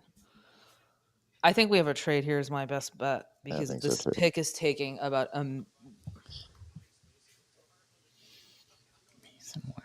Are we taking bets on who's moving up, moving? Sharks. Sharks? My bet is on the Sharks. I just want them to pick. Do something I want them interesting. to get rid of all of their fucking picks right now. Maybe the Islanders. Okay, are we going to take another 6 hours? Yeah, we are. Cute, awesome, lovely. Hello. To all of you Hello. in chat. And it's a 4-1 game. Treadway has one heck of a shot. He has 2. All right, you were closer than I was. It's Charlie Trethway. Trethway. Okay. I thought you were talking about the trade. I was like, huh? Oh, Charlie Trethway. Trethway, yeah. Ian, you mentioned Steve Yzerman wants to have no fun. Yeah, last year at the draft, I was working my way over to meet up with our old friend Keegan McNally. Shout out to Keegan. Outside of Sphere, and the entire Detroit front office came out the door, and I attempted to greet them until I realized they all looked completely miserable and unhappy and didn't want to talk to anybody. So I just went, hello, okay, and I just stepped away, and they walked right on by without even looking at me. So I was like, okay, cool. I don't know, man. Like, great player, right? Like, amazing player, obviously. But like, Yeah. I don't know. Like, some of his takes, man, are just they're off. Like, this is not good. This The is bad. Canes have acquired pick 67 from LA for picks 125 and a 2026 third round pick. I wondered if the Canes would, but the thing is, the Canes always trade down, not up. So Yeah. It's very strange seeing the Canes trade. Wait, yeah, it's the Canes. Yeah. all right. I'm waiting for Mike Greer's natural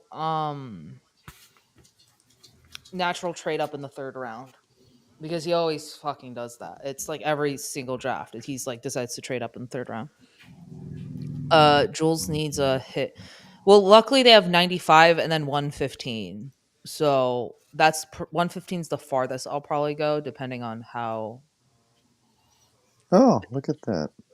So the player that New Jersey drafted at 63rd was born in Fairfield, Ooh. and then also played for the Des Moines Buccaneers in the, I believe that's the USHL, and that's where our old pal Eric Grunfast, who used to work for the Barracuda, he works there now. So a couple of Bay Area connections there with Kevin or Kayvon, I'm not sure.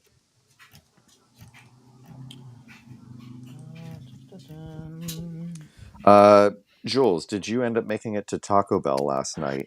No, I ended up going straight back to the hotel and ended up on a Discord call till 1:30 in the Oh, morning. that's right. I forgot. I was on that call. You were so I on should that. know. You joined at like 1 a.m. Yeah, I got done rewatching parts of last night's Tealtown USA stream, which you can as well on replay on our YouTube Do you channel. guys want to see the Absolutely. best And photo ever? I jumped on Discord and saw 8 people still chatting at 12:45 in the morning. So I jumped in and We all were. I want to show you guys the funniest screenshot that Marty got. oh no. Kevin knows where I'm going. Yeah, Give okay. me a second. I'm gonna upload it. If you this missed was- last night's stream, our very, very initial thoughts about Ravensburgen being drafted at 30th overall. oh yeah, it was hilarious. I'm gonna upload it and show people. No, All wrong right. Kurbin Limatov just went to Carolina. I guess that Russian connection with Alexander Nikishin. So, for those of you who missed last night's stream, I'm surprised he fell this far. Yeah, I am too. I really am, Ian. of course, it's also Carolina. Real quick, this was our reaction to when the Sharks picked the goalie.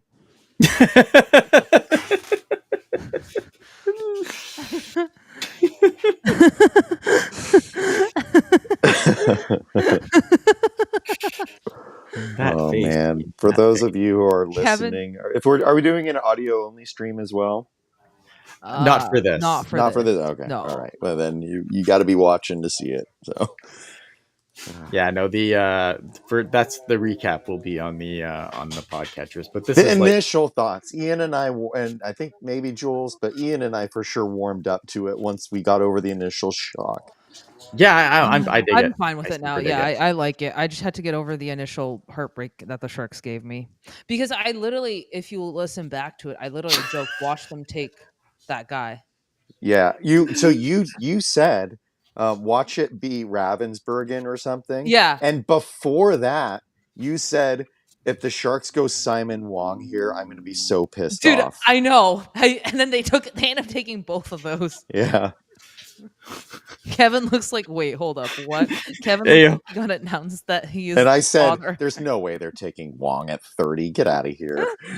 Well, not 3 picks off. The faces. Ian, Welp, Mark, hit, what, he, Kevin, wow, Jules, what the fuck, guy, who? I feel like this is Jules' Booyah moment this year. I've had a few of those already this year, though. Yeah, Pat fell to his knees. I look over and Pat and I think Logan are just like, oh no, what are we doing here, boys? We're already at pick 69. Yay! Christopher in the chat. Wait, there's a third Booyah? Jules Booyah? Oh, there's a third Booyah? Yeah, Jules Ian Booyah, heard that and Booyah. dipped. I realized Booyah. what you said, but it just looks funny to me side by side there. Funny number, yes. Yeah, after sleeping on it, I'm totally fine with the pick, and I'm just gonna take that they picked Cole McKinney at 33 and Simon Wang at 54. Whatever the Sharks want to do. There is no one at the front row of the Peacock Theater. Yeah, I mean, I don't blame them. Like, the production value is low-key horrid.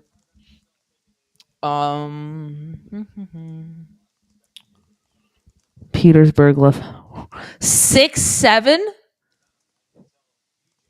Yeah, that feels like a Guerrero pick. Greer pick. We're not even at the 70s yet. Yippee.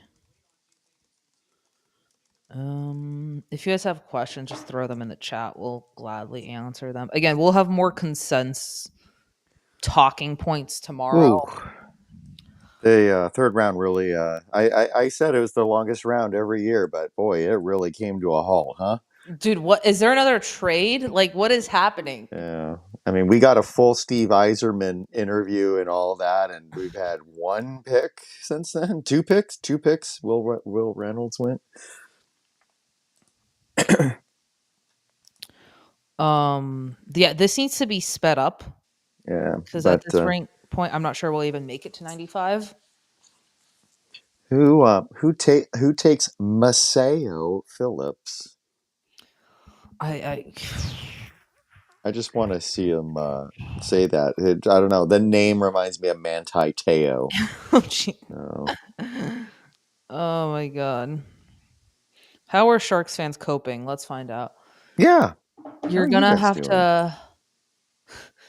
Yeah, I might. Yeah, I did ask for a late checkout, and they're like, the latest we can give you is 1, and I was like, oh boy, okay, so I have to dip at 12:15. But and I think by 12:15 we should be done with the third round. If we're not done with the third round by 12:15, I'm going to have. Oh, that would be astonishing. Yeah. Who are we saying hi to? Simon Wang. He's very tall.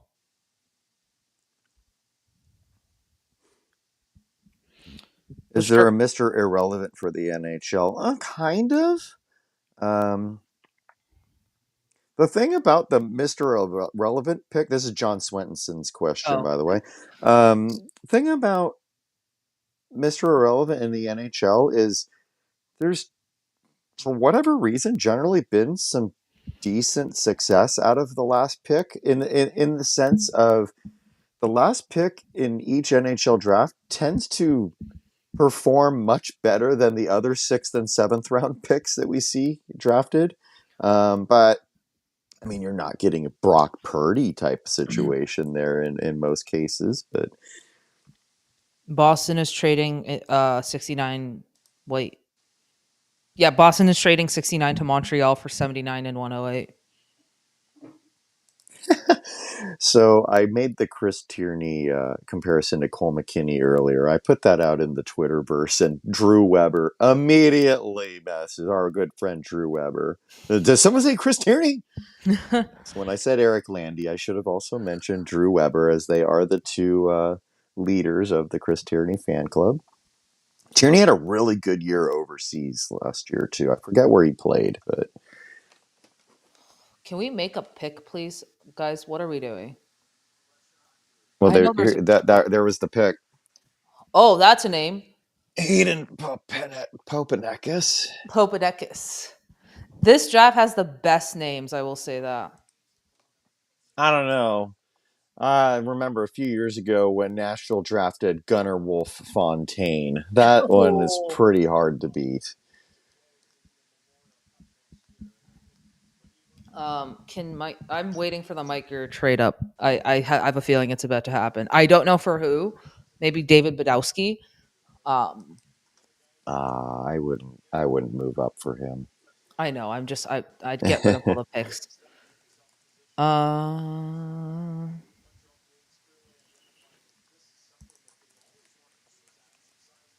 This is a great name. Yep. Rangers are now on the clock. Oh, now it's going a little faster. Now, can we keep this speed up for the entirety of the draft? Like, let's not.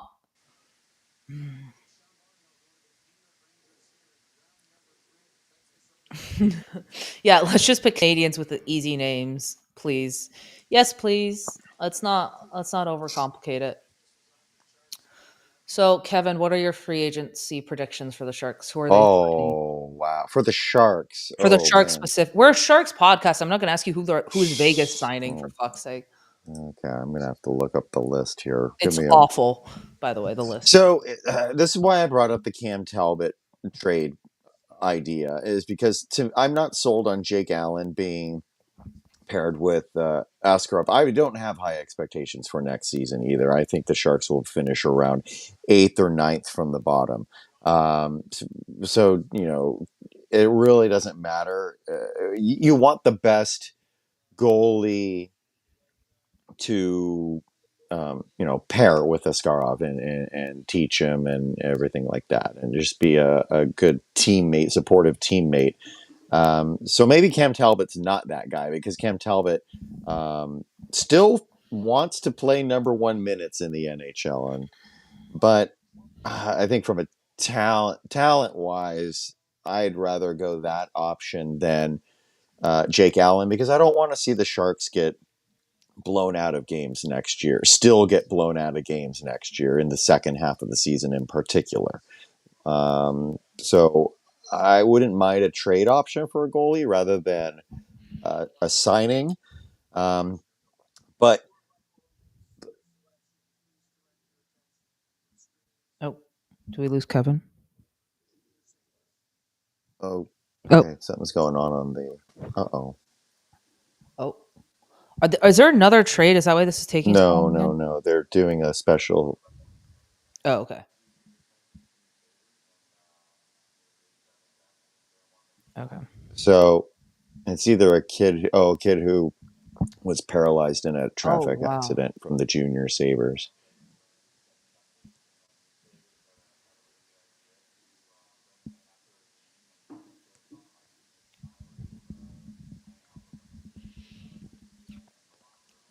See, I'm okay with moments like this, breaking up the draft a little bit. Yeah.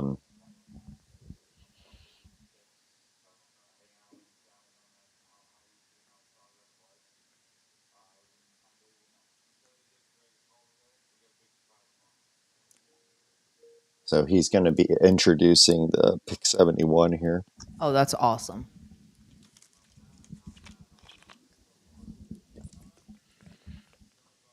That is awesome. I will still say the Buffalo Sabres reason that they can never win at anything continues to be that they have that horrible logo and need to go back full time to the black, silver, and red. And until that happens, they're never making the playoffs. They're never making the playoffs, because their best, most prolific years were with that jersey, and even the Buffa Slug. But once they got rid of Buffa Slug, it was all over. Oh, Alex Tuck pulling out the Mark Wahlberg. Say hi to your father for me. All right, here's the pick.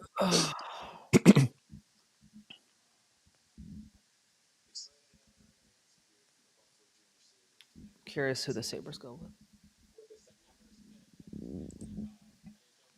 Hi, Ian. Hello. I think we made it through 5 picks since you were gone. Oh my goodness! Well, there you go, Jules. Is David it Bedkowski? David Bedkowski, dude. All right, let me tell you about this man. He's the most violent player apparently in the draft, according to Elite Prospects. And a few of us were watching his highlights on the Discord. It will probably take some dumb penalties for you, but he's fine. He's violent.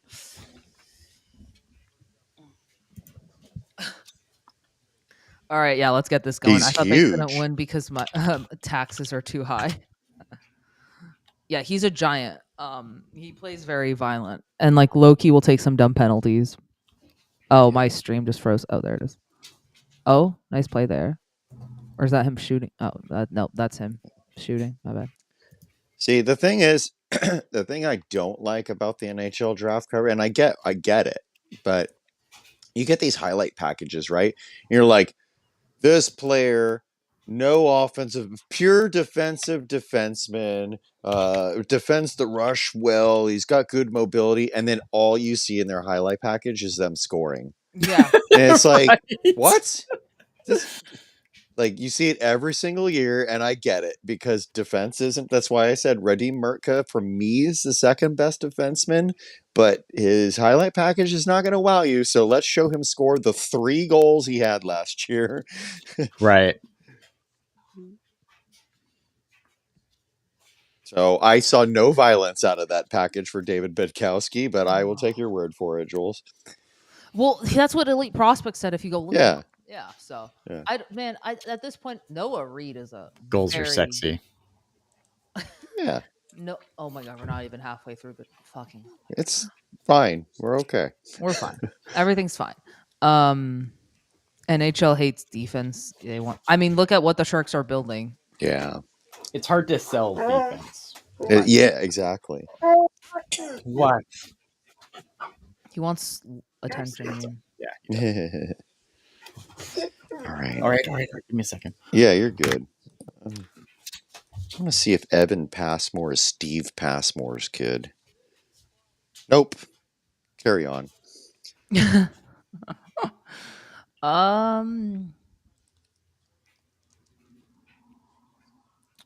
are we talking about? We're talking about David Bitkowski and his violence. Yeah, we don't promote violence on this podcast. Shorzy got drafted, according to Marty.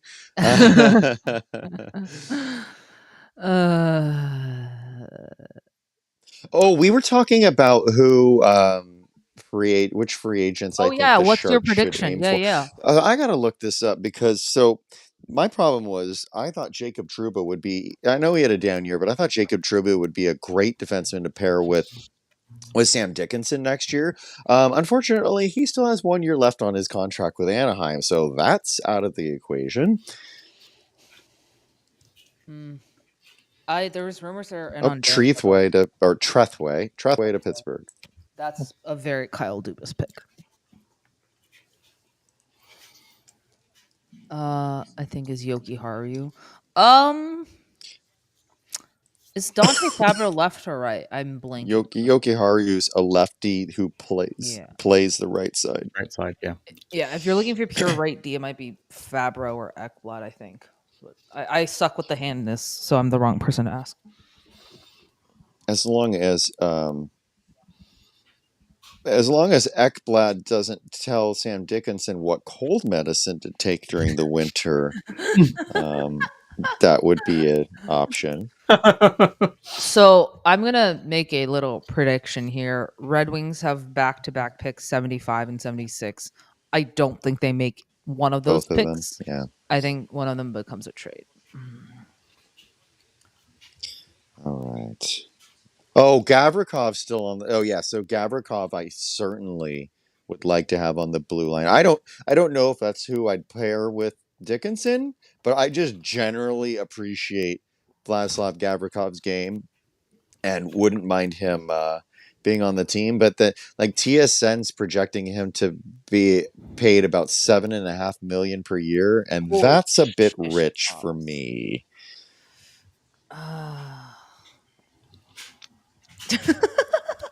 Like Seven's the new 5. I get it, but so this is saying Orlov projects at 6. I would rather take Orlov than Gavrikov if that's if we're shelling out the money. Now, cap space is of no concern. I mean that. Everyone's freaking out about us reaching the fucking floor. So. I would be a bit of a hypocrite if I complained about 7.5 for Gavrikov when I said Wenberg's contract's inconsequential. But yes, $6 million is an overpayment, but you got to pay somebody. Mm-hmm. So, I like Nate Schmidt, but that's not really the type of defenseman to go with. Yeah, I don't really see anybody I don't see anybody in free agency who really fits what I think is the need for the Sharks blue line. But Gavrikov would be a nice addition. Oh, Kevin, I saw you mean by the Roger McQueen at Disneyland picks. Oh, isn't it? Oh, man. Dude, it's awesome. It's awesome. It is awesome. Who just... Detroit, are you trading or are we going to take 5 years again? Well, if Steve Yzerman wants to be a proponent of the decentralized draft, he should make his picks quickly to really hammer that point home, right? Steve Yzerman doesn't believe in fun. I wonder what Granlund back to the Sharks. Let's start Alex Granlund. Alex. Oh, God. Is this a trade? Oh no, they're actually making the pick. Fuck. Where's the annual Greer trade up into the third round? Like, what are we doing? All right, here is a, as you would put it, Jules, a low key pickup. Brian Dumoulin is available. Ooh. And his stock has fallen quite a bit. Yeah.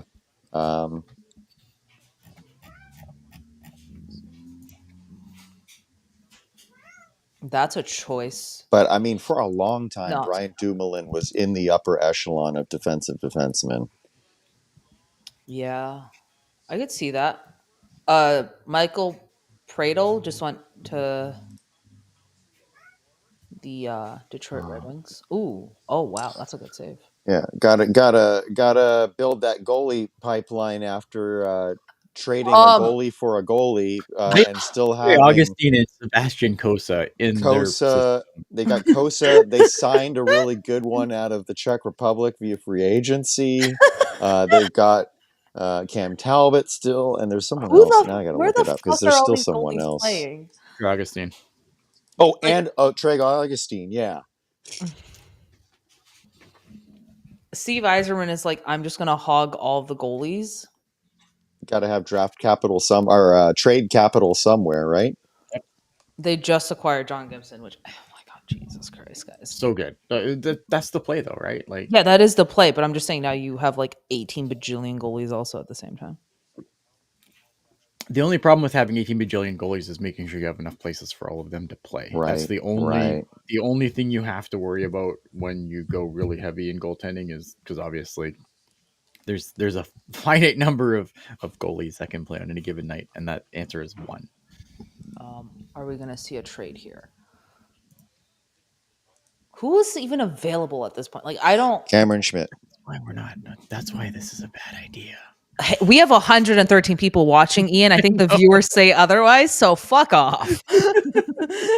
Ian, literally, for those of you who missed it, the first thing he told me the minute he got in the studio today was like, "This is a horrible idea," and I'm thinking, like, "Yeah, you're probably right. We might get like 10 views, and now we're sitting here with 115 over 100." So Jules has good ideas occasionally. Yeah. All right. Detroit's that one fantasy hockey player that drafts all the goalies, forcing players to trade.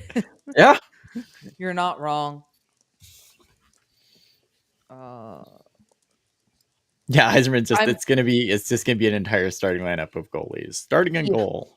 Okay, I think this Trey is Augustine starting on defense. Sebastian Kosa. Imagine. They're all gonna be in their gear too. Are we trading? Please, Sharks. Please. Get rid of all your fucking picks. I don't want any more picks. Please, not in this draft. I can't. Just draft up for Cameron Schmidt. Tickets. It doesn't matter whether it's this year or next year. They're all scratchy tickets at this point anyway. Next year, I have more faith in. Trade! Yeah. I called it! Who is it? I'm just saying I fucking called this bullshit. Can someone tweet it out? Here for the descent into madness. Oh, that was yesterday. The delirium kicked in. Columbus. Okay. Oh. Yeah, me too. I am also glad that there are 113 other Sharks sickos out there watching Day 2 Draft. Yeah, man. Thank you for letting me prove Ian wrong, everyone. Greatly appreciate all of you watching as we approach the 95th overall pick. Pat, how are you holding up, buddy? We should get you on here also at some point, just make this utter chaos.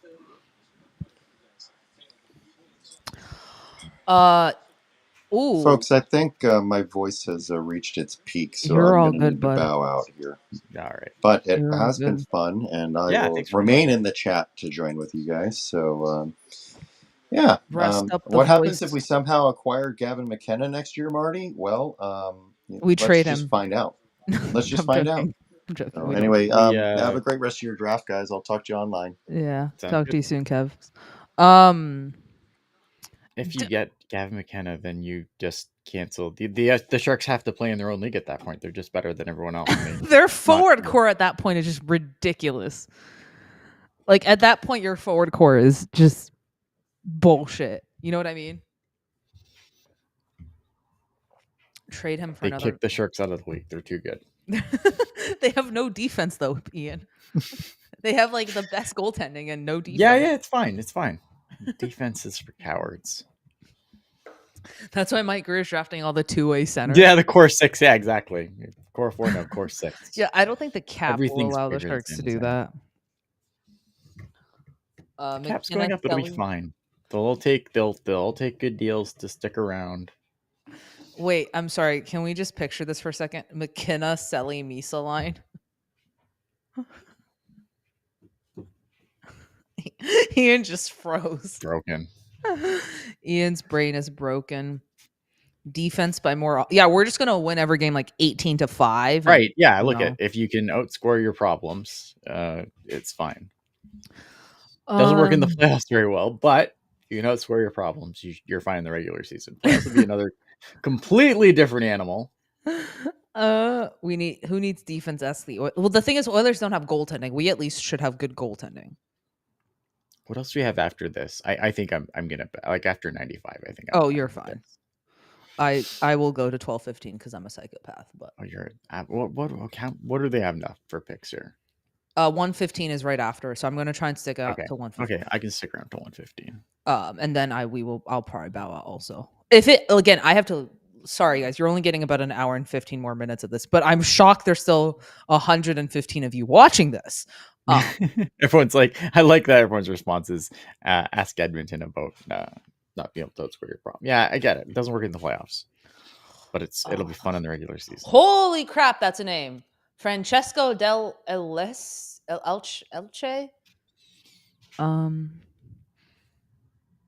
Yesterday I watched the stream until 6 o'clock in the morning. God damn. It's okay. I stayed up till like 2 a.m. watching all the stuff. So fun. Now we're just stopped covering the picks and now we're moving on to interviews. Is that Blake Fiddler? That is Blake Fiddler. Pat, do you feel better about the goaltending prospect Columbus picked? And Logan, I told you about Simon Wang, and he's now a Shark. How does that make you feel? Keegan and... Dude, I also want Cameron Schmidt. I'm rooting for Cameron Schmidt. I think his elite prospect comparison was a jacked up Alexander DeBrincat. I love Alexander DeBrincat. Oh my God. I should keep the gimmick going though and just give him a random first name too. Spat is currently in the fattest cell. Oh my God. That's awesome. I love this. Oh, and we're holding again for 18 million years. Oh. Yeah, I'm going to start giving other guys random names too. That's it. I think Sergei Celebrini. Yaroslav Celebrini. Yaroslav Celebrini. Yaroslav Celebrini. That's what we want. The Sharks are on the board at pick number 90-something 3.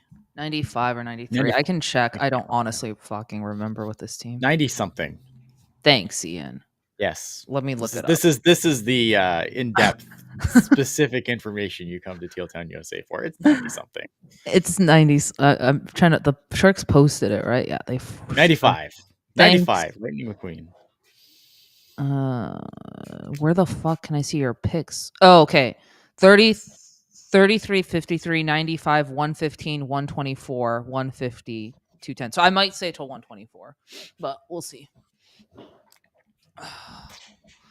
Because and then it's 124. Friendell Talk Friday. It really, I was stressed, man. I was so stressed. Because like, again, like I think like when I want to stress this. I do think Anton Friendell is a good player, and I think that Chicago very lucky to have him. But that being said, like there was, when you look at this and you kind of look at like other boards and everything else, like there was a very consistent tier of Schaefer, Misa, and then all those other centers. And I tried to talk myself into it. And I think I did for the most part, because I think I was pretty resigned to the fact until they actually did draft me, and I was ecstatic. Oh yeah. If you missed that, check out the reaction that was just posted on the Teal USA YouTube account. So, yeah, but it did. I was really bummed out, man. I thought it was gonna be just bummed out. And like eventually, like at some point, it would be kind of like one of those things, right, where it's like, okay, well, this is reality, though. This is the guy. You move on, and I was totally happy to do that, right? Like I wasn't gonna come here and like just scream and yell about how the rebuild was cooked and like I could understand the logic of why the Sharks would have looked at a guy like Frundell, and there was even talk that they were looking at Desnoyers at one point too, and I could make an argument there that why that would make sense. But yeah, it was stressful, man, because I think you especially when you're hitting, like when you're picking in the top 3, like you have to hit those picks. There's you can't really miss. You can't screw those up. And while maybe Frundell wouldn't be completely screwing it up, it wasn't the guy that was the best player available at that pick. And that'd be hard to reconcile. But fortunately, Mike Greer doesn't suck, and Michael Misa was the pick. So here we are. Again, the only pick that was the goalie pick I'm coming around, Simon Wang's going to be a project. But I think if you switch him with McKinney, it's fine. Yeah, so the beat writers were stirring the pot, but like this noise came from reputable sources, right? They came from guys that are very plugged into the scout thing, who have connections in drafting front offices. And I'm sure, look at, again, I think that you could have I think that conversation was definitely had, right? Like, it's not like these guys just like go to elite prospects and go, well, this guy's ranked 2 guys, so I guess this is the pick, right? Like they've done the front office, like they do the work, right? Joel, so I could understand the conversation there. Sorry, real quick. Hofer from St. Louis signs an extension, $3.4 million from Chris Johnson. I know, Ian, but gotta.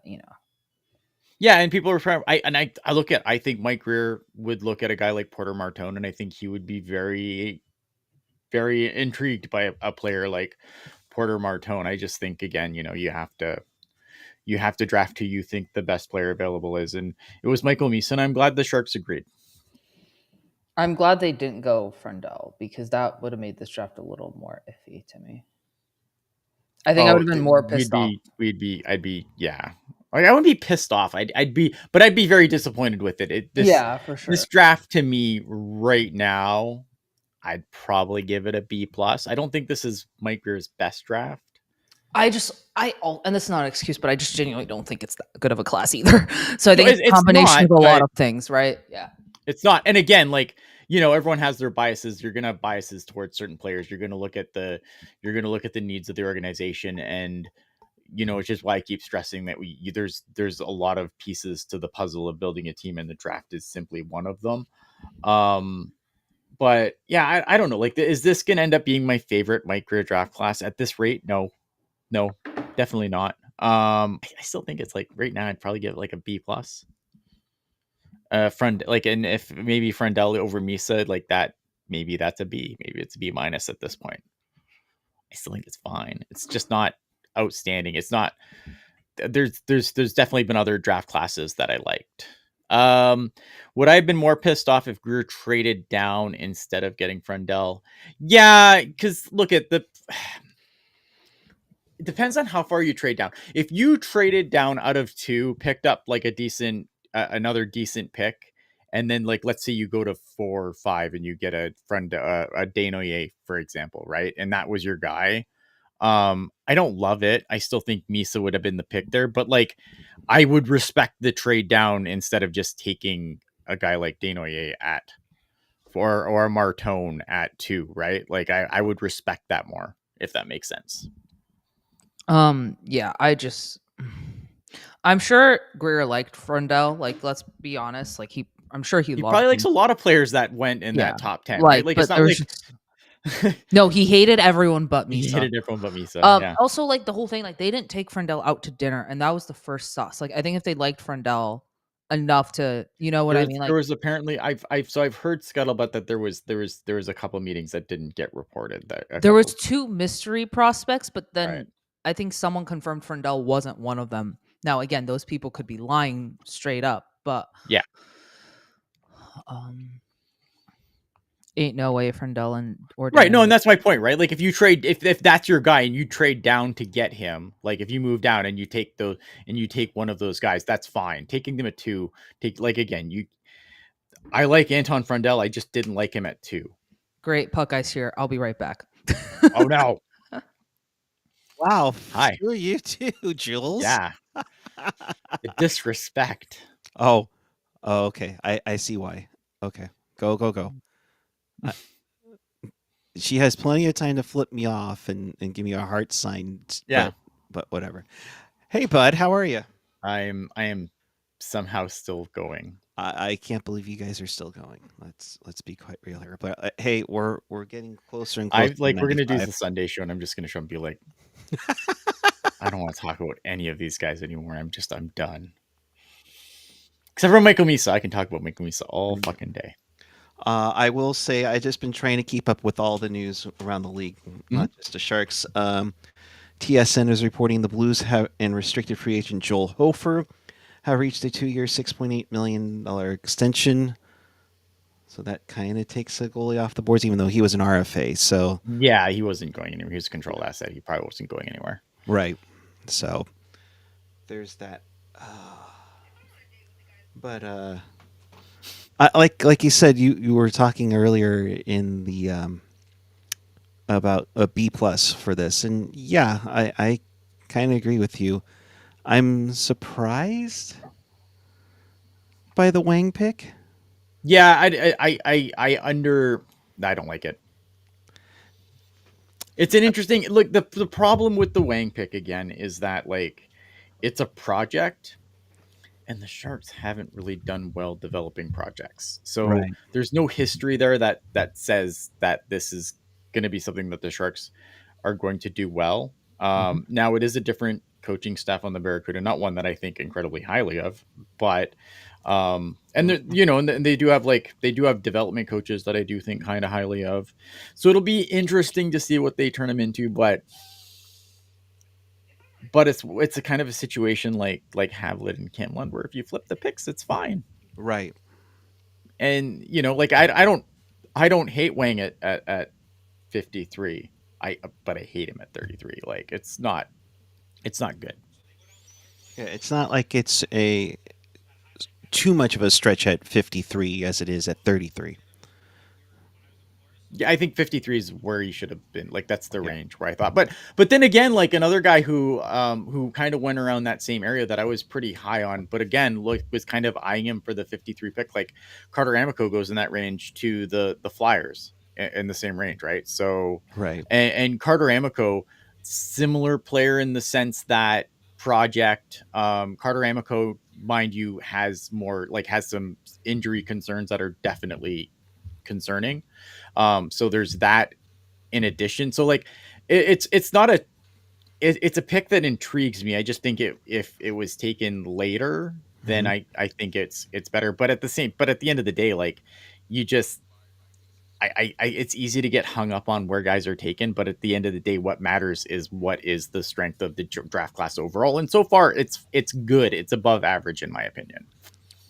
Yeah. It's not like, oh my God, but just think if it was Frendell, how he would be thinking. Yeah. Oh boy. Tommy Lafreniere, is that any relation to? I don't know. I'm just I have no idea.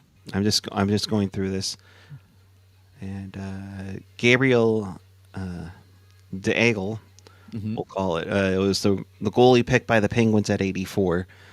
Vegas is on the clock now. So, hi Jules. Hello. Did I miss anything? No. We're at pick. Okay, so when I left, they were at pick 85, and I come back and they're at pick 85. This fucking draft.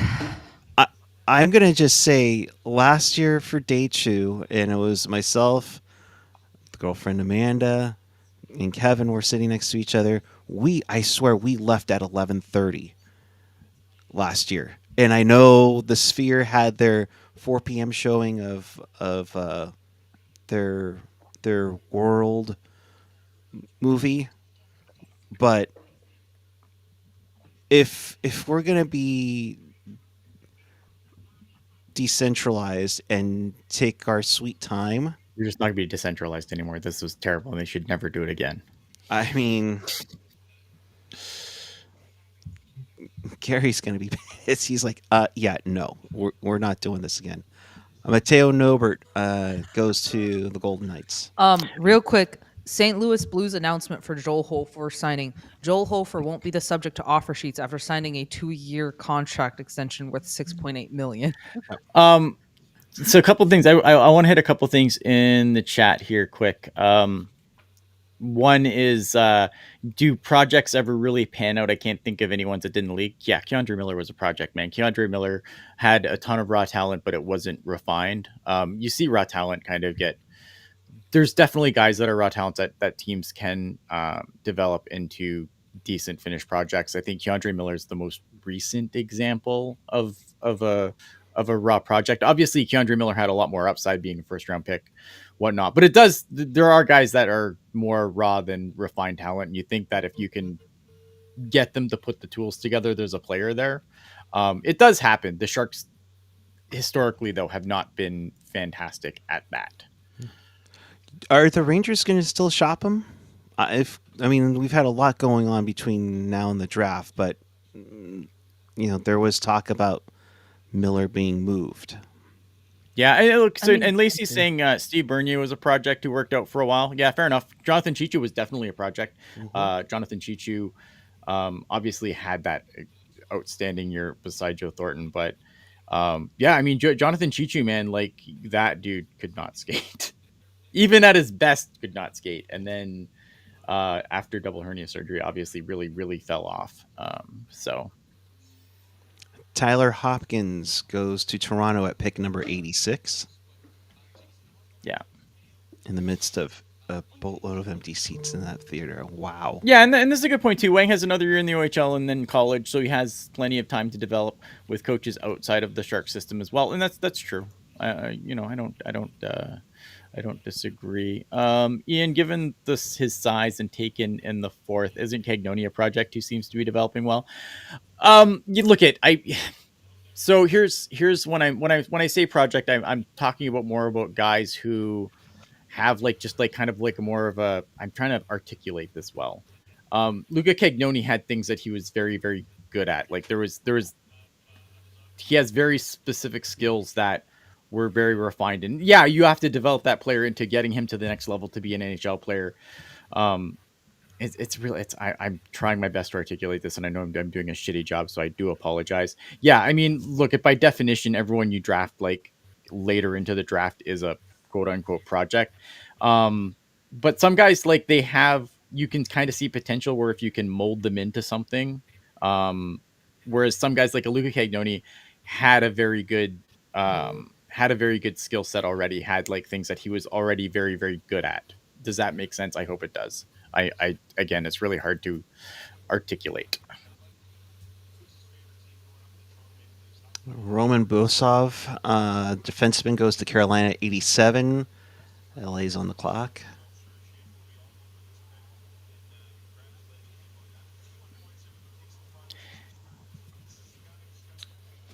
Sharks pick is almost up. Let's go. Come on. Tristan Epperson. Oh, he goes off to LA. Oh, LA is making me angry this draft, man. First Buchnevich, now Tristan Epperson. Fuck those guys.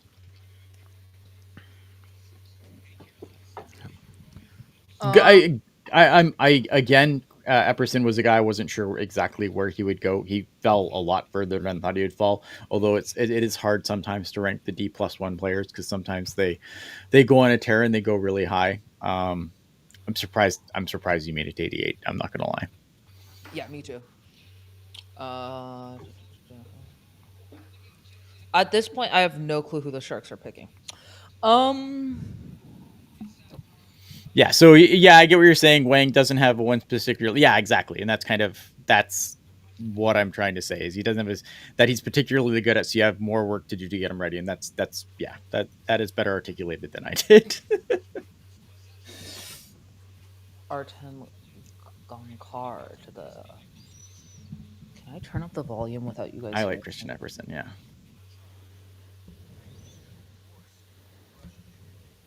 Oh, we're getting there, gang. Can you guys hear what that I turned up the volume or no? We're good. I Okay, don't hear cool. anything. I'm deaf. The audience is now deaf.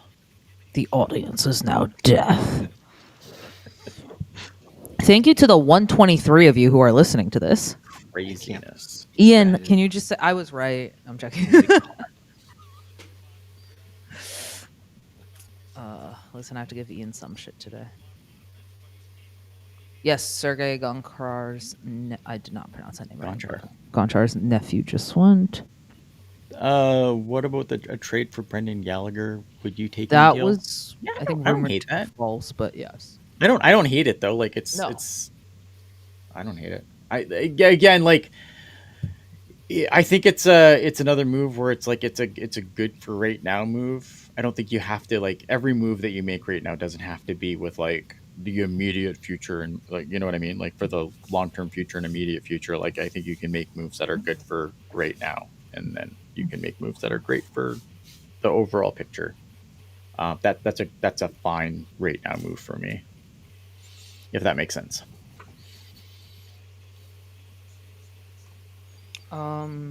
Mason Mo to the Devils. Okay. All right, we're getting there, folks. We're getting there. Number 95 coming up, and then he's gonna trade. Dude, I low-key think he might trade down. Watch. And just to get a pick for next year's draft or some bullshit like that, which I really kind of want him to do at this point. Mike Greer's my favorite Mike Greer thing is when he trades a 7th for a 7th the next year. That's my favorite Mike Greer thing that he always does. Well, that and also trading up in the 3rd, he typically does that because that's where he got Noel Chari. Noel Chari. We already have a Noel Chari, kind of. No, actually, that wouldn't be a bad fit for our 4C. I think that I just wonder if you're blocking somebody with that player. Okay. Like just need to be blocking somebody. That would be Mike. I don't know. My brain is mush at this point. I'm trying to keep it spitting out cohesive thoughts, but it's getting harder. We're so close. We're so close. And then, I just... No, oh my God, I see our logo. We're coming up. I do like that. All right. I like oceans and seals, Marty. Oh, dear Lord. We're not doing that now. So you guys excited about Sunday stream? Dude, I'm super excited because we'll actually know more about these players. We'll have cohesive thoughts then. At least I hope. Yeah. At least I hope. You two are going home or are already at home and resting for a little bit before you even. I have my document that's already in kind of another window where I've kind of been poking at and just trying to fill in stuff for tomorrow. Tomorrow. Is it tomorrow? It's tomorrow. It's fucking tomorrow. I need to get home, and then once I get home, I can process Owen Martin to the... Dude, I have no clue who the Sharks are going to pick. Me neither, and that's kind of like... I didn't think this was a bad idea because no one would watch. I thought it was a bad idea because it's just like where they're going to start picking players and I'd be like, what? That sounds like a player. That sounds like a guy who plays hockey. That is my insight. This sounds like a hockey player.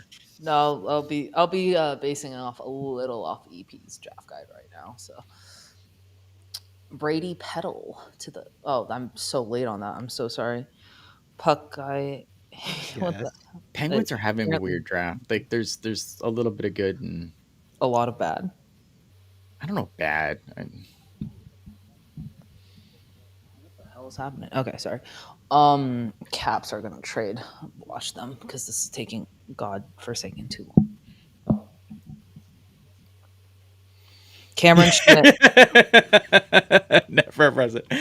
Taro Sujumojo. Yep, sounds real. Yep, that's what I'm waiting for. Give me Cameron Schmidt. Give me Cameron Schmidt. Oh, Utah got Cameron Schmidt? Yeah. Oh, did I miss that? You've been here the whole time. Dude, I swear I didn't process Utah taking Cameron Schmidt. Shit. That went just over my head. I'm sorry, folks. I got $1 on. I'm gonna fuck up that name. That's fine. At least you're not you're not mixing up guys' first names and last names. I'm looking forward to Fabian Alex Granlund Eklund. coming back. Sergey Celebrinov. Sergey Celebrini. Alex Granlund and Mikkel Lindbergh. So Caps are definitely trading this, right? At this point?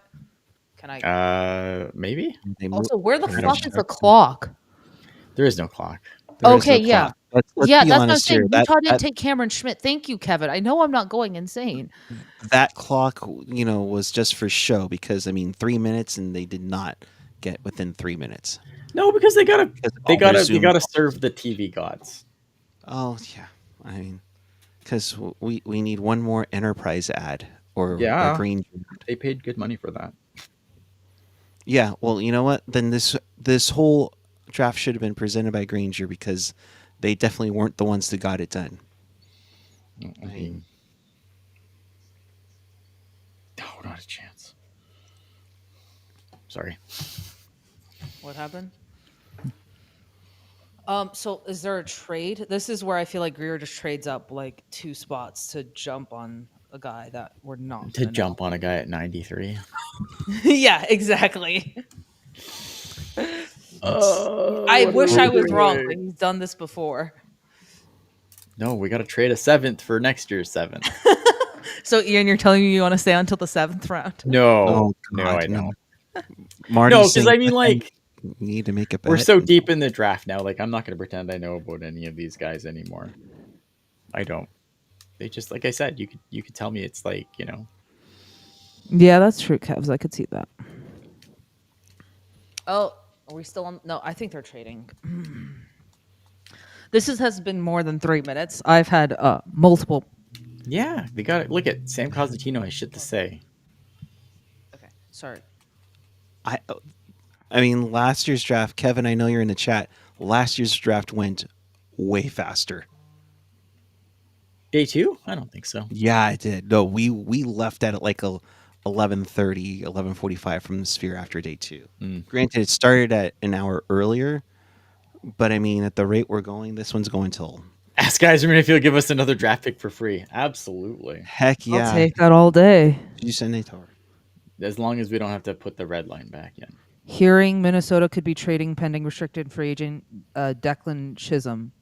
Why does that kind of scream Mike Greer? Yeah, Am I- Jen, go ahead. Sorry. It's always the slowest round, yeah. Yeah. Why does no one want Marco Rossi? Also, I was right. The Sens just got that pick, traded for the pick. So I don't know the return or. Haven't seen anything yet on the return for it. So Declan Chisholm is being traded. That pick just got traded, and I don't know any returns. I'm doing so good, guys. Okay. What do I think of Calgary's draft so far? It's been good. It's been. Let me take a look. I liked their day 2 specifically. So Julian McKenzie. So it's basically now that they got Chisholm got traded. Yep. 93, 96, and 97 for the Sens. So I'm waiting to hear trade. Oh, this is old. Sorry, my bad. So it's 93 to Ottawa Yep. for 96, and a 2027 7th round pick going back to the Washington Capitals. Yep. Got to get those 7ths. Yeah. You never know. You'll find your Pavelski or your Datsuk in there. So Chisholm has been traded. Has Greer charged his phone? I just don't. I don't know. We'll see. I mean, I don't. I just this draft is just fine. It's just fine. it is what it is. Blake Vanek. Oh, Cameron Schmidt just went to Dallas. So now the Sharks are now Sharks officially are finally. Or I have no clue who they go. Cameron Schmidt is off the board now, so I'm at a complete loss for who the fuck the Sharks are taking. Sorry, guys. Kevin. Right off the that's rude. Yeah, right before Dallas. Fuck Dallas too. I'm really mad at the LA Kings and I'm really mad at Dallas now. I'm not really. 2 trades involving players and 7 picks. We're cooking with gas now. Yep. Kevin, are you good? Are you Kev? I don't think is happy with Cameron Schmidt being taken right before the Sharks pick.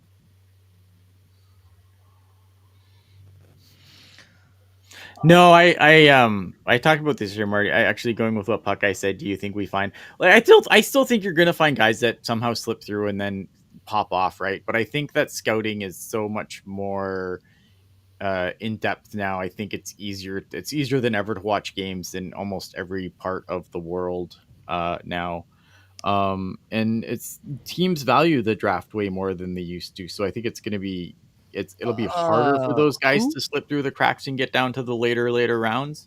But never underestimate the perseverance of a player that goes late and Yep. turns into something regardless of where they're drafted. But it's going to be harder to do because I think drafting, like, because of those Detroit Red Wing teams, it totally changed the way that teams look at drafting. Holy shit, off the board, With the 95th pick, the San Jose Sharks are proud to select Teddy Mutrin, a center. 6'1" power forward is how a strong straight line skater. Sounds with a powerful shot. Merchant has the prototypical power forward style. He fires off the rush after driving through traffic, faking before curling the puck around his stick. Boston College commit. Of course it is. Boston College commit. Was also on the national team. Didn't put up that great numbers in 13 games, 2 points. I'm give me a second and I'll pull up more info on the kid, but cool. Where was he ranked? Rankings 85 by Elite Prospects, 149 by McKinney and Flow Hockey, 59 by Central Scouting. National Central Scouting doesn't matter because they're 175. Yeah, I mean Elite Prospects and is high on him, and so I yeah. Oh, come on! I don't need an ad for Hersheyland. You do need an ad for Hersheyland, No. good sir. No. You always need a land. 85. I'm trying to read more on this kid. Teddy Murden, right wing, Chicago. Dude, he also played with. He might have played with Macklin Celebrini. I'm not even fucking around at this point. He was with the Chicago Steel in 24-25 and 23-24. So no, he did not play with Celebrini. Was with the Boston Junior Eagles. Yeah, this is definitely a Greersy pick. Yep, from Norwell, Massachusetts. So, of course. Yeah, to me, again, like, this is obviously this late in the draft. This is what you're drafting, but sounds like you're a bottom 6 energy heavy winger, like plays a heavy game. You probably squeeze a few goals out of him, but like nothing. He's going to be your typical bottom 6 energy guy with like who's going to probably pot. He has goals. Sounds like he has a pretty good fucking shot from what I'm reading.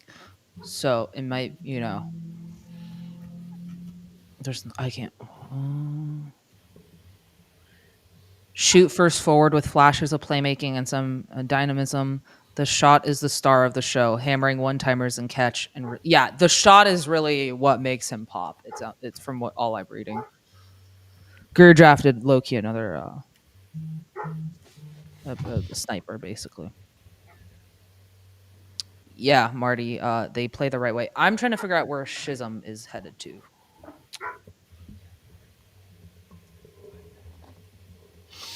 All right, give me a second to bring my dog in.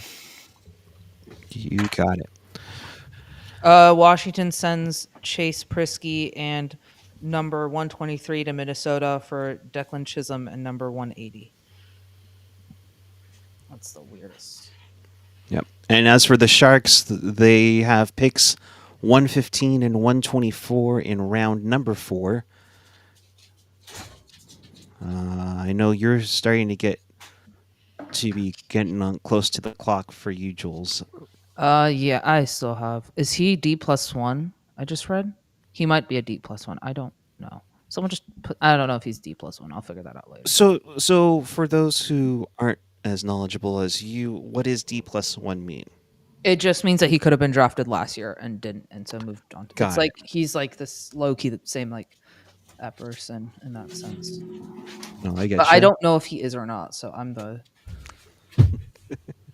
Paul asking did I get the RHI tanks yet? No, I'm waiting for the paycheck to come in.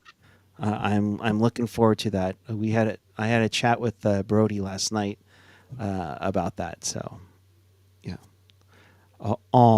Pepe A Trades S3B. Don't leave, Jules. We need you. No, Apparently you're. I think we'll get to pick 115 before I have to leave. So I hope so. I'm trying to figure out more of this kid. February 16th. Yeah, dude, I don't know when the cutoff is. I'm bad in that. So someone I don't for know draft when, eligibility. Yeah, for draft eligibility. So I don't think on Elite Prospects it doesn't say that he's an overager, and they typically do. So I'm just gonna go by that. He's not an overager. Players must be born between January 1st, 05 and September 15th, 2007. This means no players who are 18 years old by September 15th, 2025 are eligible. Okay. And North American players cannot be older than 20, while European and international players are eligible to age 21 as long as they haven't previously played in the NHL. There it is.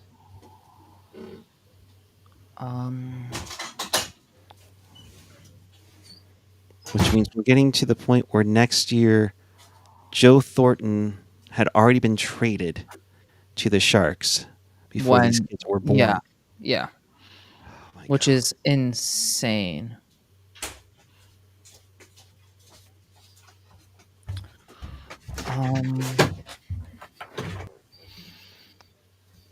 Welcome back, Ian. How's the pup? He's fine. He's in the house again. He's happy. How's the weather up there? I mean, here. They're a little. The dogs are a little stir crazy because he's been. It's been pretty wet up here the last couple of days. Nice sunny day, so I think we're gonna get them out and do stuff whenever I'm done doing this. Yeah, Maxime Schaefer goes to Washington at pick 96, and we have moved on to round number 4, and the Sharks pick at 115, and we are already at 99. So Boston's at 100. Boy, that escalated quickly. Louis Beckman to Ottawa. Oh, now it's moving super Julia fast. Stumpf to Chicago. The Devils have taken Trenton Bennett. Boston is up. We're just waiting for the word. Yeah, they are taking a lot of guys from the National Development Program that are low-key slipping, I think. Not slipping, but just like, you know what I mean? So, yeah, they seem to be targeting that right now. But I just don't think the USNDP was good this year. No, they weren't. Like, genuinely, none of their guys were, like, top pick worthy. But McKinney was the only one that I was like, yeah, he's probably the best one. Yeah, I think that's the thing, right? Because like it's easy to say, oh, he was the top of that group, like, but I think it was a really soft year for the National Development Team program. Anaheim takes Drew Schock. Now we're moving from the National Development Team. Apparently, Boston's pick is not showing up on the .com draft tracker. So. Anybody catch who Boston picked at 100? They took Vashik Blenar. That's probably why they couldn't figure out how to spell it. Yeah. Again, the NDTP just did not have a good year this It year. wasn't a good year for the NDTP, whatever. No, Boston did not forfeit the pick. No, they took a guy. They took someone. It's just not showing up on Yeah, NHL.com. Vashik Blenar. I think I Is jinxed the it. pick 'cause here. now He's we're- a defenseman. I don't know anything. Like, again, this is the point where it's like, your guess is as good as mine. He's a hockey player. Last I checked. Yeah, he is a guy that He holds definitely a plays stick. hockey. He plays defense, and that's it. That's all I know. I'm gonna have to find out what he is. Let's find out. Yep. There's a trade. Whoa. What? No, Adam Bennick. Never mind. I lied. Don't listen to me ever, folks. That might not be a good thing since you're on a podcast. You still don't listen to me. Don't listen. Oh my gosh. Thank you, Ian. Did I just? Oh, okay. Adam Benak, excuse me, to Minnesota at 102. In Boston, they took someone elite prospects doesn't even know. And maybe that's why anybody picked it up. So Vashek Richards or Blenar is a 6'4" left shot defenseman who is a dual citizen of Czechia and the United States. He plays in the J20 Swedish league. I don't recognize this team, so I don't know. Whatever. It's late in the round, right? That's what we do. Yeah. He plays in a league that's definitely real somewhere. I won't even listen to Marty Celebrini. Nice.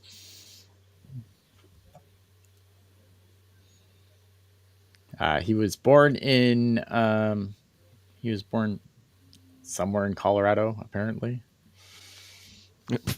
No specific place, just Colorado, USA. So maybe on the side of a highway somewhere. I'm not sure. Oh my god.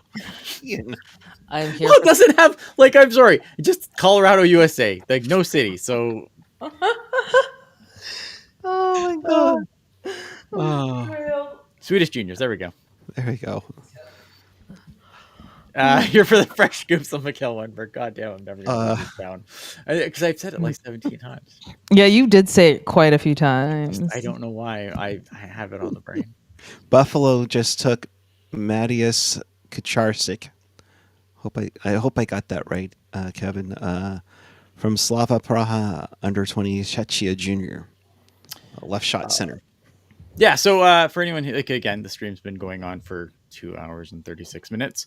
I will answer the Wang question again, because why not? Look, I think he's it's an interesting pick. I don't like him where he was picked. I think that's my beef with the pick is where he was taken. He's a project. It's going to be interesting to see what the Sharks can do with him. I just don't love it where he was picked. And I think if you switch that pick with the pick they took after, I probably have way less gripes. But if you super want some more in-depth answers on all of these questions, I don't mind answering it on the stream because it is a long stream and people are obviously going to come and go. But if you want a more concise, something that you might be able to stick on your phone, what do you want? You were just outside. I am doing a show here. Ian, we've gotten to the point of the stream where Ian's talking to his dog. Did anyone else's stream freeze? Anaheim, no. Anaheim just took, and thank you, Kevin, Elijah Neuenschonder. Oh my God. Schonder. Jesus Christ. Damn it. So if you are looking for more in-depth, not in-depth, but if you want more concise thoughts on everyone everything the Sharks have done over this weekend, tomorrow, we are going to have a draft recap show. It's going to be nice. It's going to be concise, and it'll be something that you could take on your, you could listen to it as a podcast. You can watch it live on YouTube. It's going to be a bit more concise and better than 2 hours of dead air and me making up players that may or may not have ever played for the Sharks, like Mikkel Wenberg. I don't know why. You were thinking Granlund and that's why we've decided he is Alex Granlund now. Nice. Yeah, and like and like and this comment here, right? All these oversized D in the second round were taken together, and he's not wrong, right? Like another guy, I mentioned this as well, like a guy like that I thought might be available to the Sharks at 53 was Carter Amico, and he got taken in the exact same range. And Wang, Carter Amico, very similar players. The only difference is that Carter Amico has some serious injury questions, and so far Wang doesn't. So but it is a good point. It does need to it does need to be stated that there was a bunch of guys with that similar kind of profile that did go there. Uh, uh, Travis Hayes, Sioux Greyhounds goes to Pittsburgh Oh, I like because, of Travis course, Hayes. he does. Yes, that just makes Kyle Dubas so has much to get in sense. his obligatory Sioux Greyhounds pick. You It's like must Grey with always pick a Boston. greyhound. Greyhound. My bad. I can't speak fucking English tonight. Good on you. Like, just way to keep it consistent, Kyle. I love it. Tomasz Politin goes to the Islanders, and Parker Holmes just got selected by Chicago at 107. I like Travis Hayes. That's a nice later round pick for the Penguins. I do like him. Oh my god. Oh my god! Death, taxes, Sioux Greyhounds being drafted by Kyle Dubas. Yes. Oh my So actually, people are pretty high on this murder. Some people, at least, are pretty high on It's this. an interesting pick. I like the pick. Again, we're at the point in the draft now where you know, do any of these players that are playing the NHL statistically no, right? That's the reality when you get this deeper into the draft. I know. I think you could probably. I think it's getting to the point now where you could probably axe round 6 and 7, and it wouldn't matter. Right. But I know I'm in the minority in that, but I think you could axe round 6 and 7, especially as the league keeps expanding. And like if the NHL expands by 2 more teams, and I know people are be like, oh, but Ian, Gary Bettman said weren't doing it. Yeah, but the CBA hasn't been ratified yet. Wait till the CBA is ratified and watch how quickly we go back to expansion. Yeah. Mm-hmm. Book it. Okay, you heard it here, folks. And I think as the draft gets longer, like as every round gets longer, because you keep expanding teams, I think that the later rounds are less important. Yeah, I'd say Spence or Fiddler are probably the steal of the second.